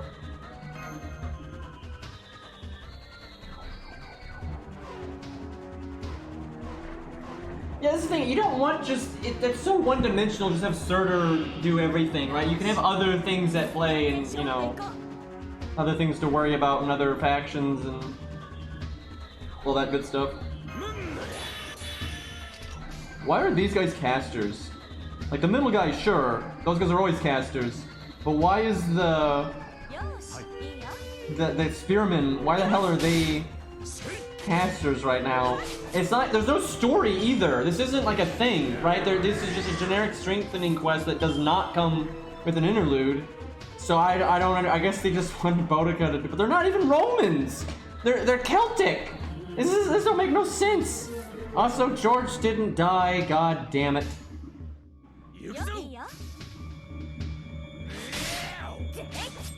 Why is Boudica's strengthening quest in Lost Belt 2, by the way?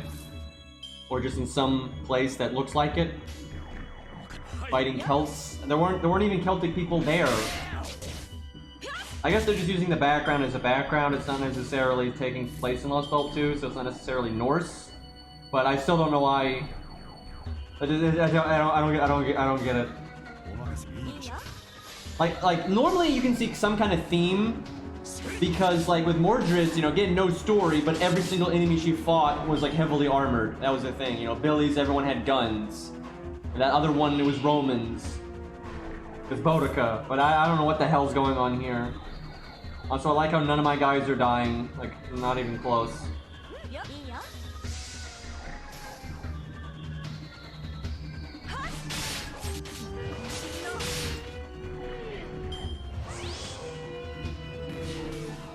And like, I really don't like, it's not even like Fenrir dies you know, before we show up. It's like he is there, and Surtur, you know, it just shows up, and then he goes off and kills Fenrir off screen. Which is like, oh, that means Fenrir's been here this whole time, just not doing anything. That's stupid. Like, it's just lame. And it's not even like, I really don't think it had anything to do with them like not wanting to use them or anything. They couldn't be bothered to make art for him, right? They didn't want to give him an in-game sprite, and they didn't want to, you know, give him a story sprite and stuff. So that's why they just used him as he's a power-up. They used him as like a fucking super mushroom from fucking Mario. You know, Surtur is just like, oh, I need to get stronger. Let me go hit the POW block and then go get, oh, there's a mushroom on yum nom nom nom nom. Oh, I'm so much stronger now, guys. That just stupid. Like what a great use for like a famous mythological creature, man.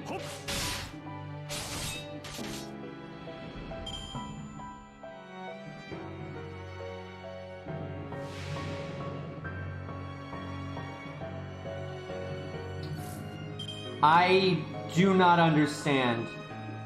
I do not understand the strengthening quest.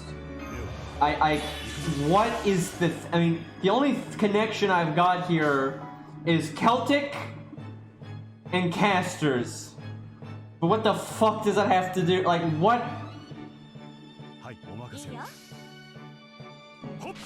Who is Roman? Obviously. At least he's strong. Okay, not quite strong enough to kill. He's almost strong enough to kill George.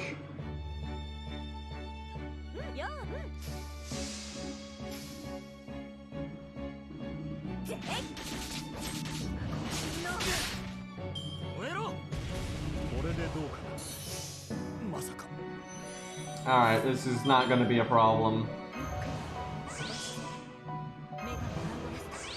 300% NP though. Took that long for my taunts to die.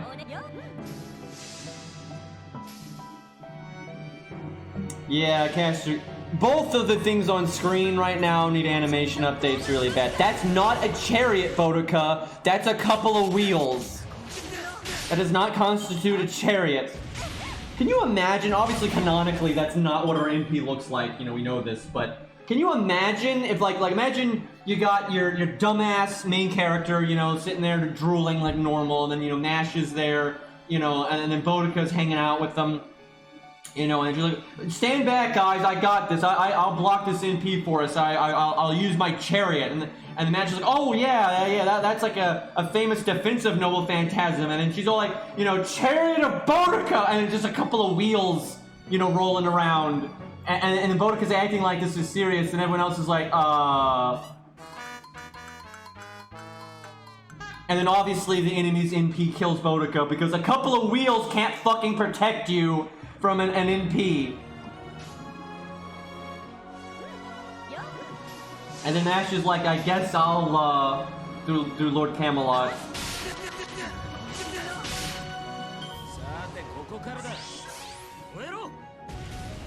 You know, even with our big defense buff, he's putting some damage into us there.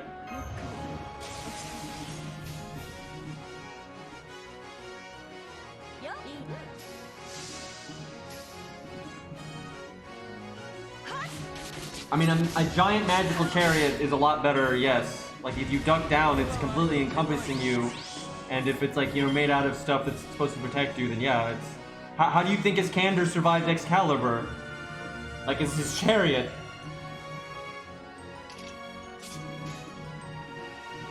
So, we should use evade here.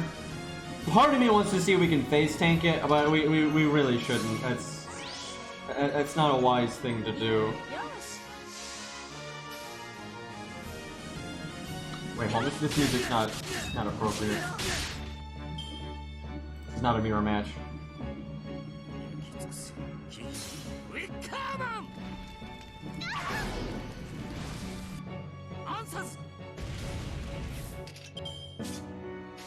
Super unnecessary. Now see, there's a rare instance where potentially, depending on what's going on, you might want to use her art card first to get 200% overcharge.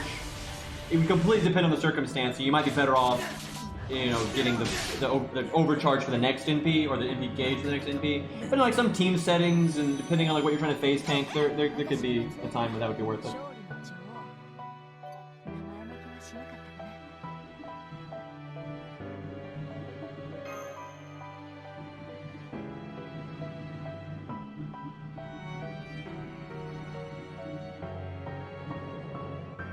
Actually, Boudica's pretty good now, gameplay-wise. Just because she's got crit up for the whole team, 3 turns. She's got attack up, art up, defense up, guts, and then the Roman thing, obviously. But, like, the buffing her first skill was pretty handy. Like, she's got a lot of support for a unit like Lancelot. Like, seriously, she's a really nice budget support for a unit like Lancelot. She gives him attack up, art up, crit up, all for 3 turns. Defense up as a bonus. You know, she has guts, so she'll live long enough to do those things. Like, it's not bad.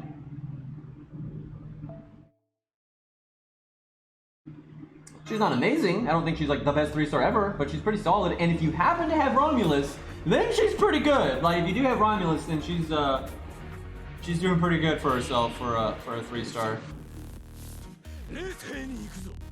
Anniversaries in like I always forget for NA because NA gets it first, so it should be like I don't know 2 weeks, 2 or 3 weeks, I guess. And then JP it's like 6 weeks or something. Although JP's anniversary is kind of weird. If you look at all the past dates, sometimes they do it like a good bit later than normal, right?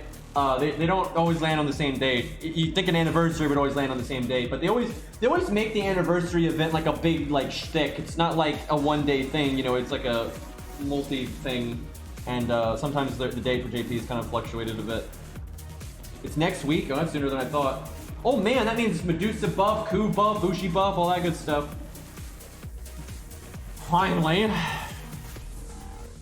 get my big boy damage for Ku and sure hit and all that. Could y'all please one-shot Leonidas for God's sakes?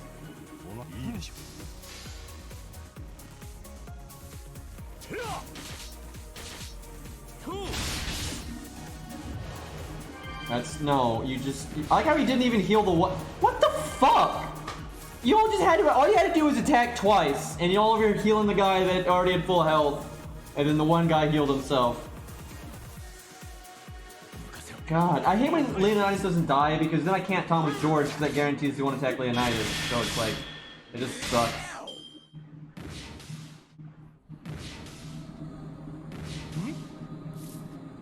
It's so much easier to solo, or funner to solo anyway, when the first wave of enemies or the boss or whatever it hits hard enough to just kill your fucking taunts. You fight weak enemies, it's really frustrating. I like how how is George the first unit to die when he's counterclassing and he never taunted, and Leonidas is not counterclassing and he did taunt. Such nonsense.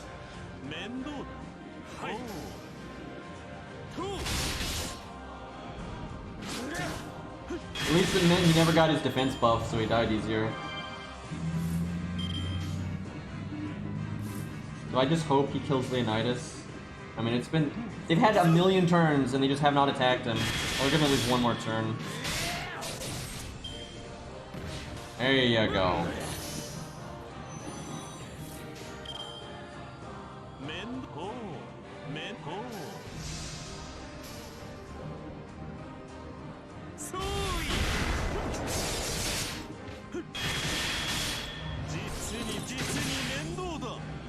Six turn wave 1, yep. Seems legit. I could not tell you.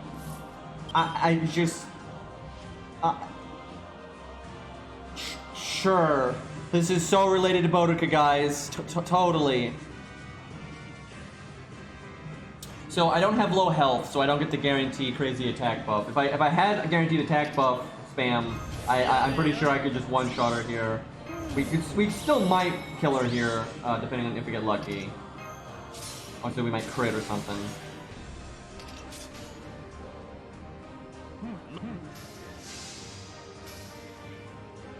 Is she trying to conquer Ireland? I don't know. Yeah, there's a giant, that's a berserker. Wow. By the way, those are 80%, and that was pretty unlucky, because it's not like the odds are bad if you're at high health. Okay, 250 anyway. Feels good, man. Well, oh right. This is a Grailed Caesar. Excuse me. I was thinking regular 70 Caesar MP damage. I forgot. Wow, we kind of got wrecked there. I should have done my defense buff. I didn't think we'd get that fucked up.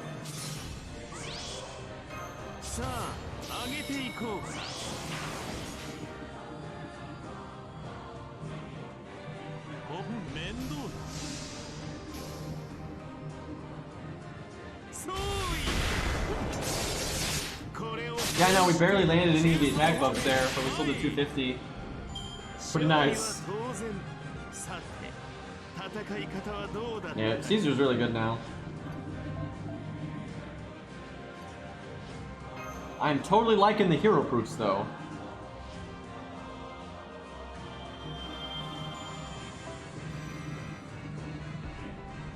Okay, that was the buff for Boudica that gives her the 3-turn crit buff for the team. It also actually does two things. It makes her anti-Roman damage AoE, so it does it for the whole team, and then it gives her a crit buff for the whole team. All 3 turns, which is nice. Oh yeah, I forgot. This account has Mordred. I just randomly got spooked by her.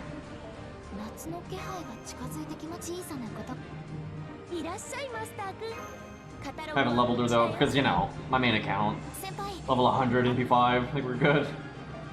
It took me so long to MP5 Mordred though, like my gosh. I don't, does this account have Gorgon? I thought it was my main, maybe it is this account.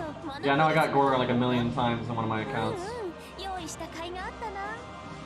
Part of me wants to not blow mana prisms just in case the anniversary adds a lot of goodies that are mana prism based. Like, I don't know, bronze mats that you could buy with mana prisms? Eh? You do? Yeah, I'm not shocked that I have her, I'm not sure this is the account that got her MP5. It might be, I honestly don't remember. Let me look. I know one of my accounts there has her MP5.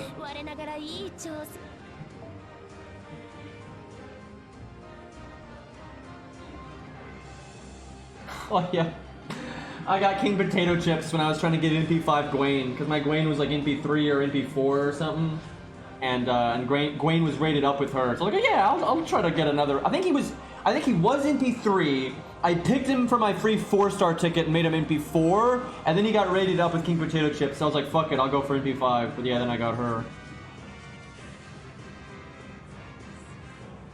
I need to do inventory management on my ult account. I've done it on my main account, but I haven't on my ult in some time. And before I burned Gorgon, I know. No, I didn't. No, I didn't. Oh yeah, I'm saving her strengthening thing for something specific, which I'll give away later. Something specific that I thought would have happened by now, but should hopefully happen soon.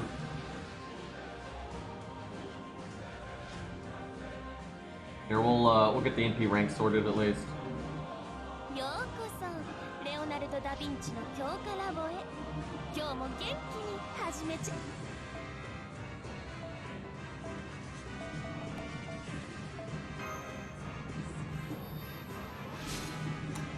When did X 5-star XP cards come missing?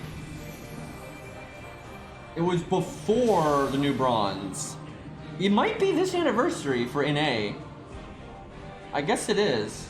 I can't think of when else it would have been, because I know it was before the bronze, and the bronze will be next year for NA. So yeah, you actually might be about to get 5-star XP, which, man, that is such a nice quality of life improvement. You can just passively get so much XP. Because, you know, once you've been playing an account for a while, you're not like, oh, I gotta level everything. Like, my new account, I got a million things to level, so I can never have enough XP. But that's, once you've gotten, like, most of your basic stuff leveled, that stops happening.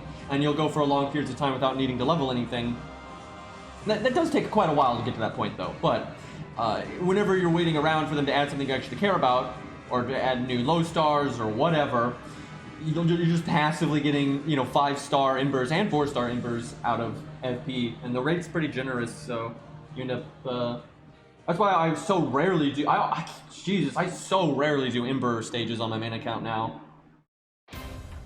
Maybe it was a download campaign. I don't know. I thought it was with the anniversary, but I could be crazy. It shouldn't be that far off, right? No, I'm not saving it for Perseus. That would be funny though. Oh yeah, I keep forgetting my... I just cannot remember, to save my life, that my ult account does not have NP5 Leonidas. Anytime I get Leonidas, I just burn him. For the life of me, I cannot remember that he's NP4. And it's because I don't ever really use him over here. Whenever I want to do Leonidas stuff, I do it with my main account. So it's like, it's never relevant.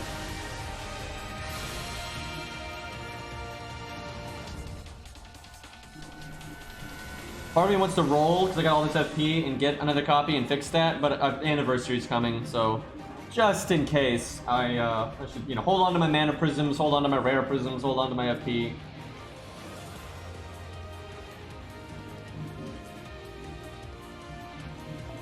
Yeah. What do I need to work on this account? Coup, apparently.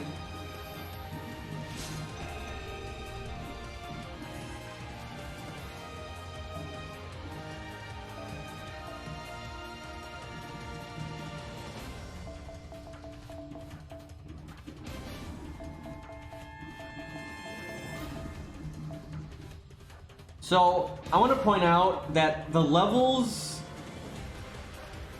when you're like past level 90 something, they are so brutal. Look at this. So NA people don't really have a point of reference because you all don't have 5-star embers. But 5-star embers are like 3 times as good as 4-star embers, right? So this is crazy how much XP I'm giving him right now, and it's only 1 level up. And the 99 to 100 is just silly.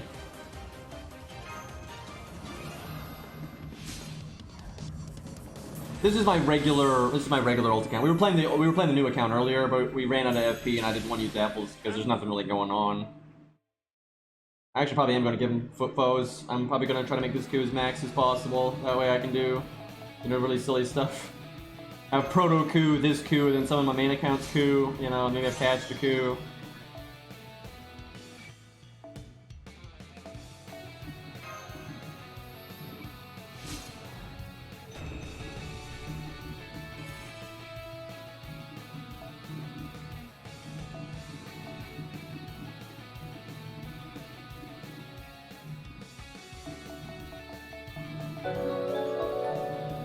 Hey, Next, thank you for the reset for 25 months, dude.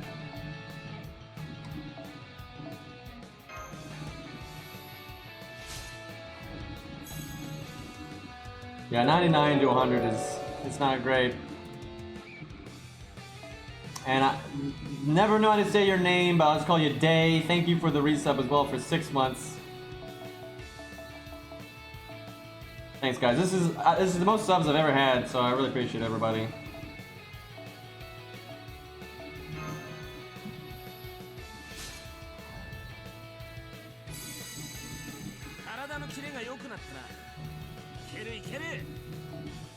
So close. Normally I use these for mana prisms, but special circumstances.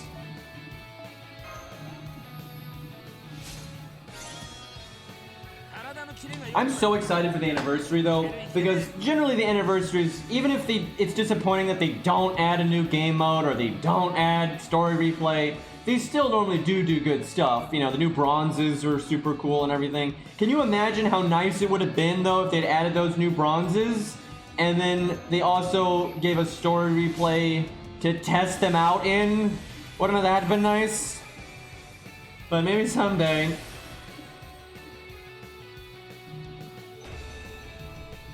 I'm gonna have to do Canis from 99 to 100 soon because she's 98 right now.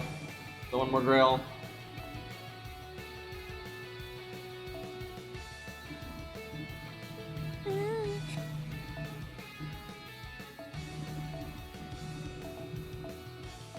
Man, my ult account has a lot of units at 100.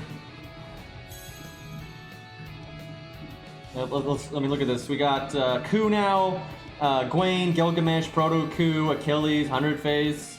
I think the next one's gonna be Blood Axe. I think it's finally time that this account gets that done.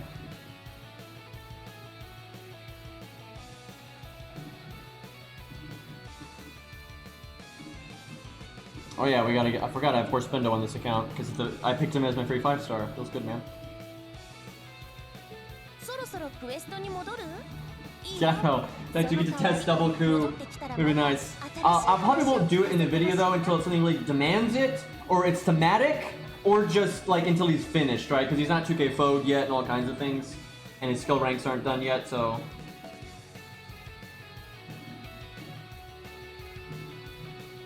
That's brutal.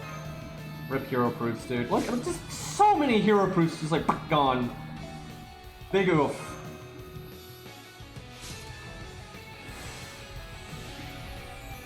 He's almost there though. Just like another 50 hero proofs, cough cough, and then we're done. That is the correct skill priority though. It's definitely 213. That song was the instrumental of what I'm made of. Took me a minute there. Yeah, that's a remix though. It's an instrumental like cover. Let me link the guy. Hold on.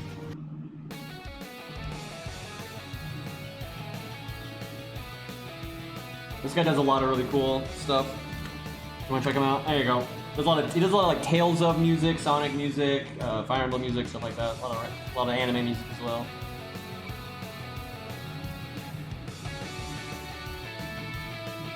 Alright, we just listen to this though. We'll change the song here.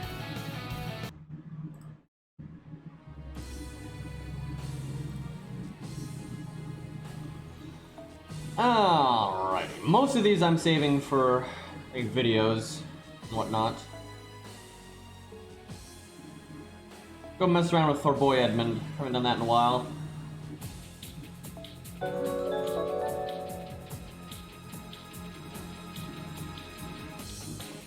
Two months of lurking? Thank you, man. I really appreciate it. Yeah, I remember you saying something like that last time. Yeah, Sonic Heroes.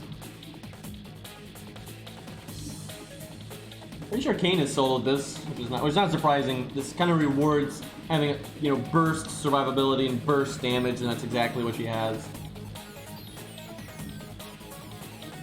This will be tough. I think we've tried this before, and I don't remember if it worked or not. He's got the damage, he doesn't really have the survivability, and he's AoE, and it's single target, blah blah blah blah.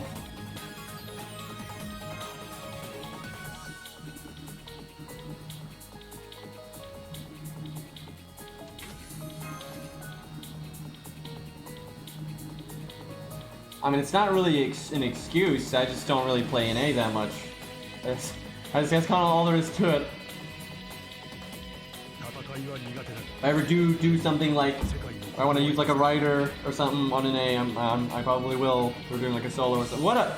Just... We're over here like, we're gonna really be pushing it on damage. Guys, my hand slipped.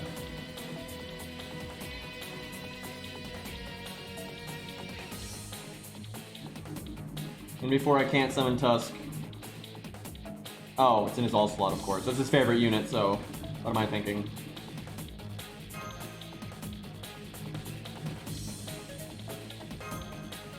I mean, I have no reason to make why would I make NA videos for Lost Belt 2? Like I already have lots of videos from JP. I did like 2 videos for most of the boss fights already.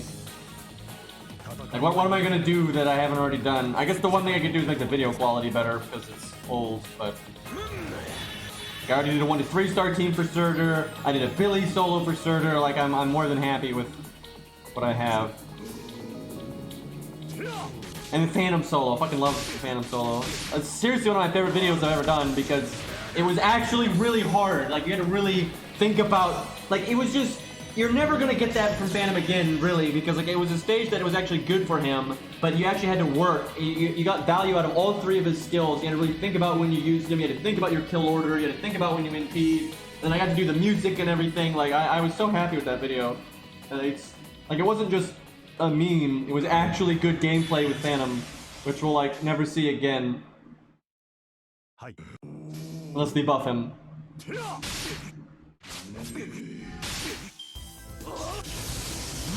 Actually, if I ever do get around to doing in a Lost Belt 2, I probably will remake that video just for better video quality. I care about that video enough that I'd kind of like to re-record it and redo the music and everything and just have better video quality. Because my video quality is better now than it was back then.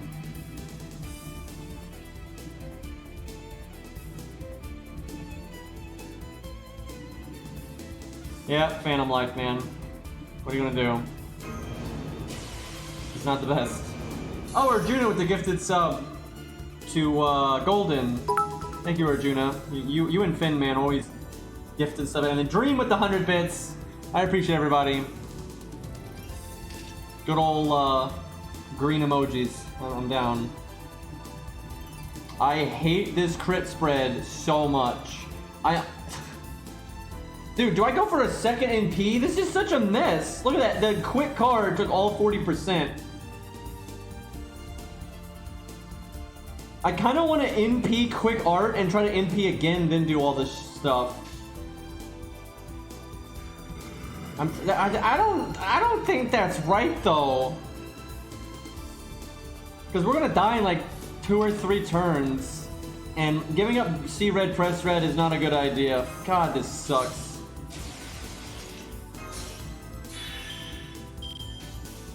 Well, that was pretty lucky.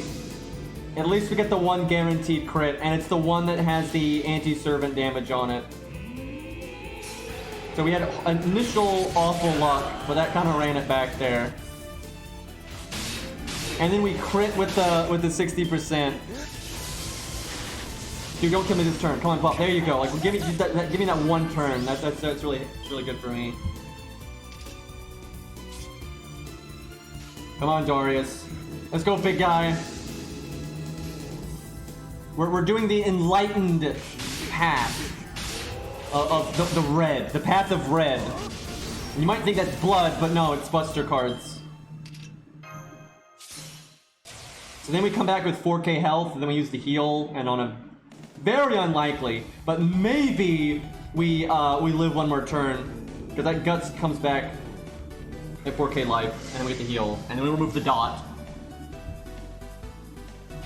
I'm really hoping we get our NP off of his hit count. I probably should have done Buster art there, because we would win for sure if we get our NP. I think we win anyway though. I think we're good.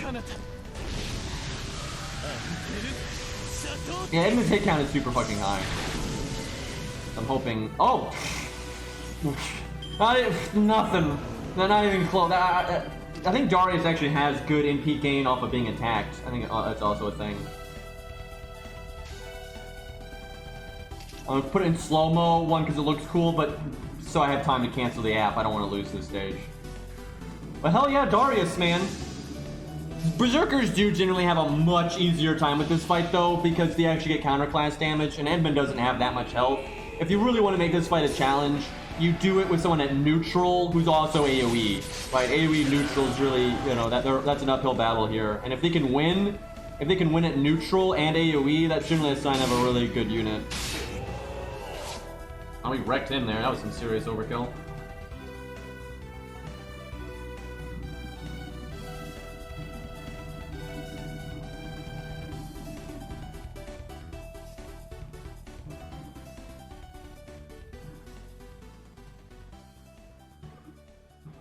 Man, I want a Darius animation update. It had some cool stuff in Extella, like moveset wise. It's Richard the Lionheart, guys. That's his music. Dude, if they ever add him, 100% I'm using this. Like, there's no question. It's not even, I don't care how serious. I love making serious videos, right? Where like, it's like, you know, you got like thematic units fighting each other. I don't care. It could be Richard versus, you know, Arthur or something, you know, whatever. And like, best story ever. It could be like the Zeus fight. You know, obviously the Zeus was they built it up. The story was awesome. So I made like a really serious video for it. I'd still use this music. I don't care what it is. Like, absolutely using this music for Richard.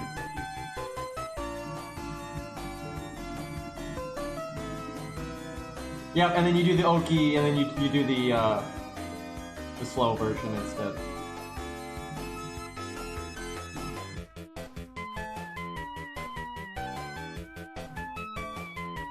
Alright, let's do one more, and I guess we'll wrap up. There's not much going on today, you know, it's kind of a slow day, and I'm not wanting to play the shit account because I don't want to use my apples, so... And, Tusk gotta get that, first skill to 10.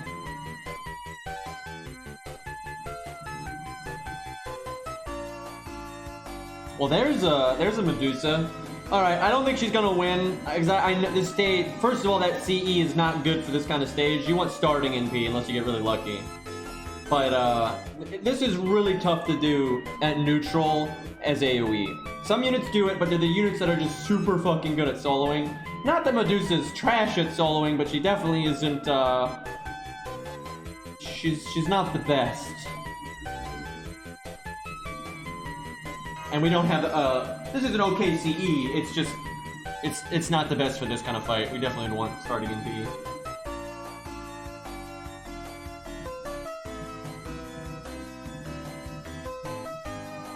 When are you going to use the recorder version of that Titanic song in your videos? I have no idea what you're talking about. I feel like I'm just forgetting, but I have no idea what you're talking about. I'm not saying I shouldn't know what you're talking about. I'm just saying I don't. Right.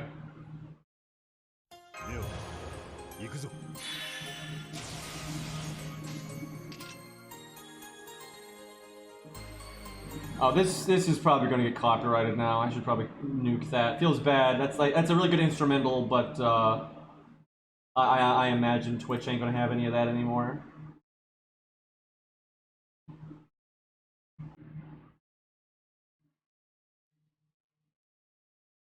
Alright, what are we doing here?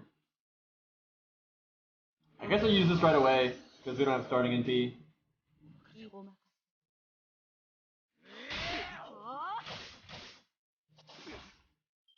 Oh, the flute version of my heart will go on, right? Yeah, I don't know, just whenever the right moment arises, really.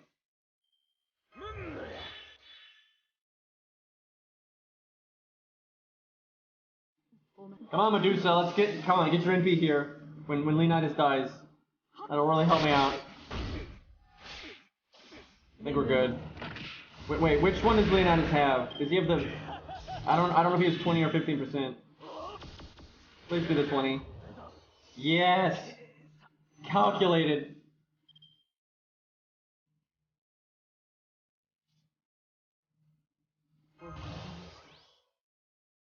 I kind of want to wait to stun because he could quick charge into his NP next turn.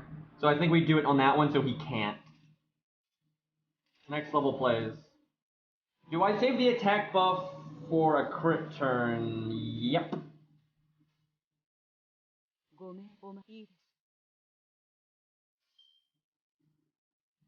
And then I get a terrible crit turn and this was a bad decision.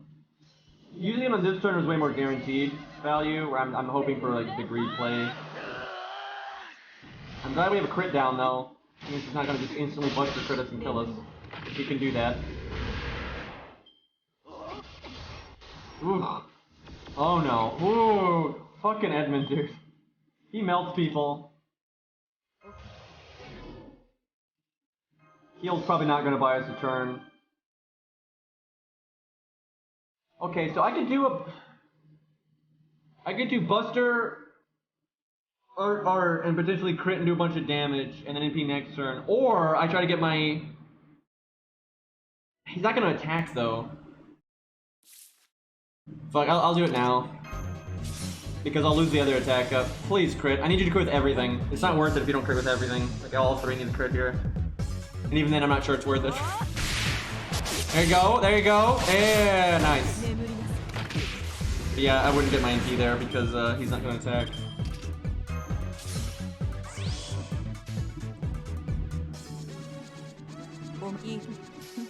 Well, I'm playing as good as I think I can. I should have done the attack up though on the NP turn because we have imaginary around, which is the big quick up. So when we're doing the 3 quick turn, that's just better value there. And then we get a 3 of a kind bonus, and the NP does no damage. So that was wrong. I was hoping maybe I'd get a turn where I could NP and crit, but there's a... Fuck you! Okay, give us the NP back. Shame I can't live one more turn. I have defense down and curse, so I'm overwhelmingly gonna die here. It's very unlikely that we live, but I was gonna have a big crit turn next turn if I had lived here. Honestly, she did pretty good considering how tough this is for neutral AoE, and she's a 3-star, so yeah, Grailed, but you know we use a lot of Grailed 5-stars here for fuck's sakes. Well, there she goes. That's a respectable performance for how rough that is. That's very respectable. Triple Buster deck, that's happened before. He's one-turned us before. Like his first action was a Buster crit and he killed our solo unit. Just gone. Like, okay, well. Alright boys, I think we'll wrap up there. I know it wasn't too exciting of a stream, but not too much going on. We'll have a lot of stuff to talk about tomorrow though. I'm pretty sure the interludes come out tonight, like in 5 hours or 6 hours or something, I'm pretty sure. So we're gonna have a bunch of new buffs and stuff. Well, maybe. Sometimes, God. Sometimes they do a round of interludes and they buff like one person and everybody else just gets SQ. And it's like, oh, great. But hopefully we get a nice chunk of buffs here and we get some cool stuff. And maybe we'll get some translations. Hopefully Aerie or Vol will show up and they can give us the down low on what the hell's going on in the interludes and stuff. Although who knows, maybe everything that's going to be buffed is units that I don't have. But we'll see. Alright, peace out everybody. Oh wait, hold on. Back it up. Let me raid somebody here. Sanson buff, I know. There's no way they're getting... Because, okay, you gotta remember, this is the big thing. This isn't a generic round of buffs. These are interludes. So it's characters that generally haven't had an interlude yet, or characters that they want to expand on, stuff like that. So I'd be willing to bet Sanson's not getting one because he's not new. He's already got an interlude, although it's terrible. But that's just, I don't see Sanson being a character like, oh yeah, we want to give them like screen time, because it's screen time first, buff second. That's very much how they handle the interlude waves. So kind of sucks, but it is what it is. Let's raid Fino. Let's hit up Fino. He's playing some FCO. Actually, I think he's doing Lost Belt 2 right now on NA. Alright boys, I'll catch y'all tomorrow and hope you all have a good one. And thanks a million guys for all the bits and subs, guys.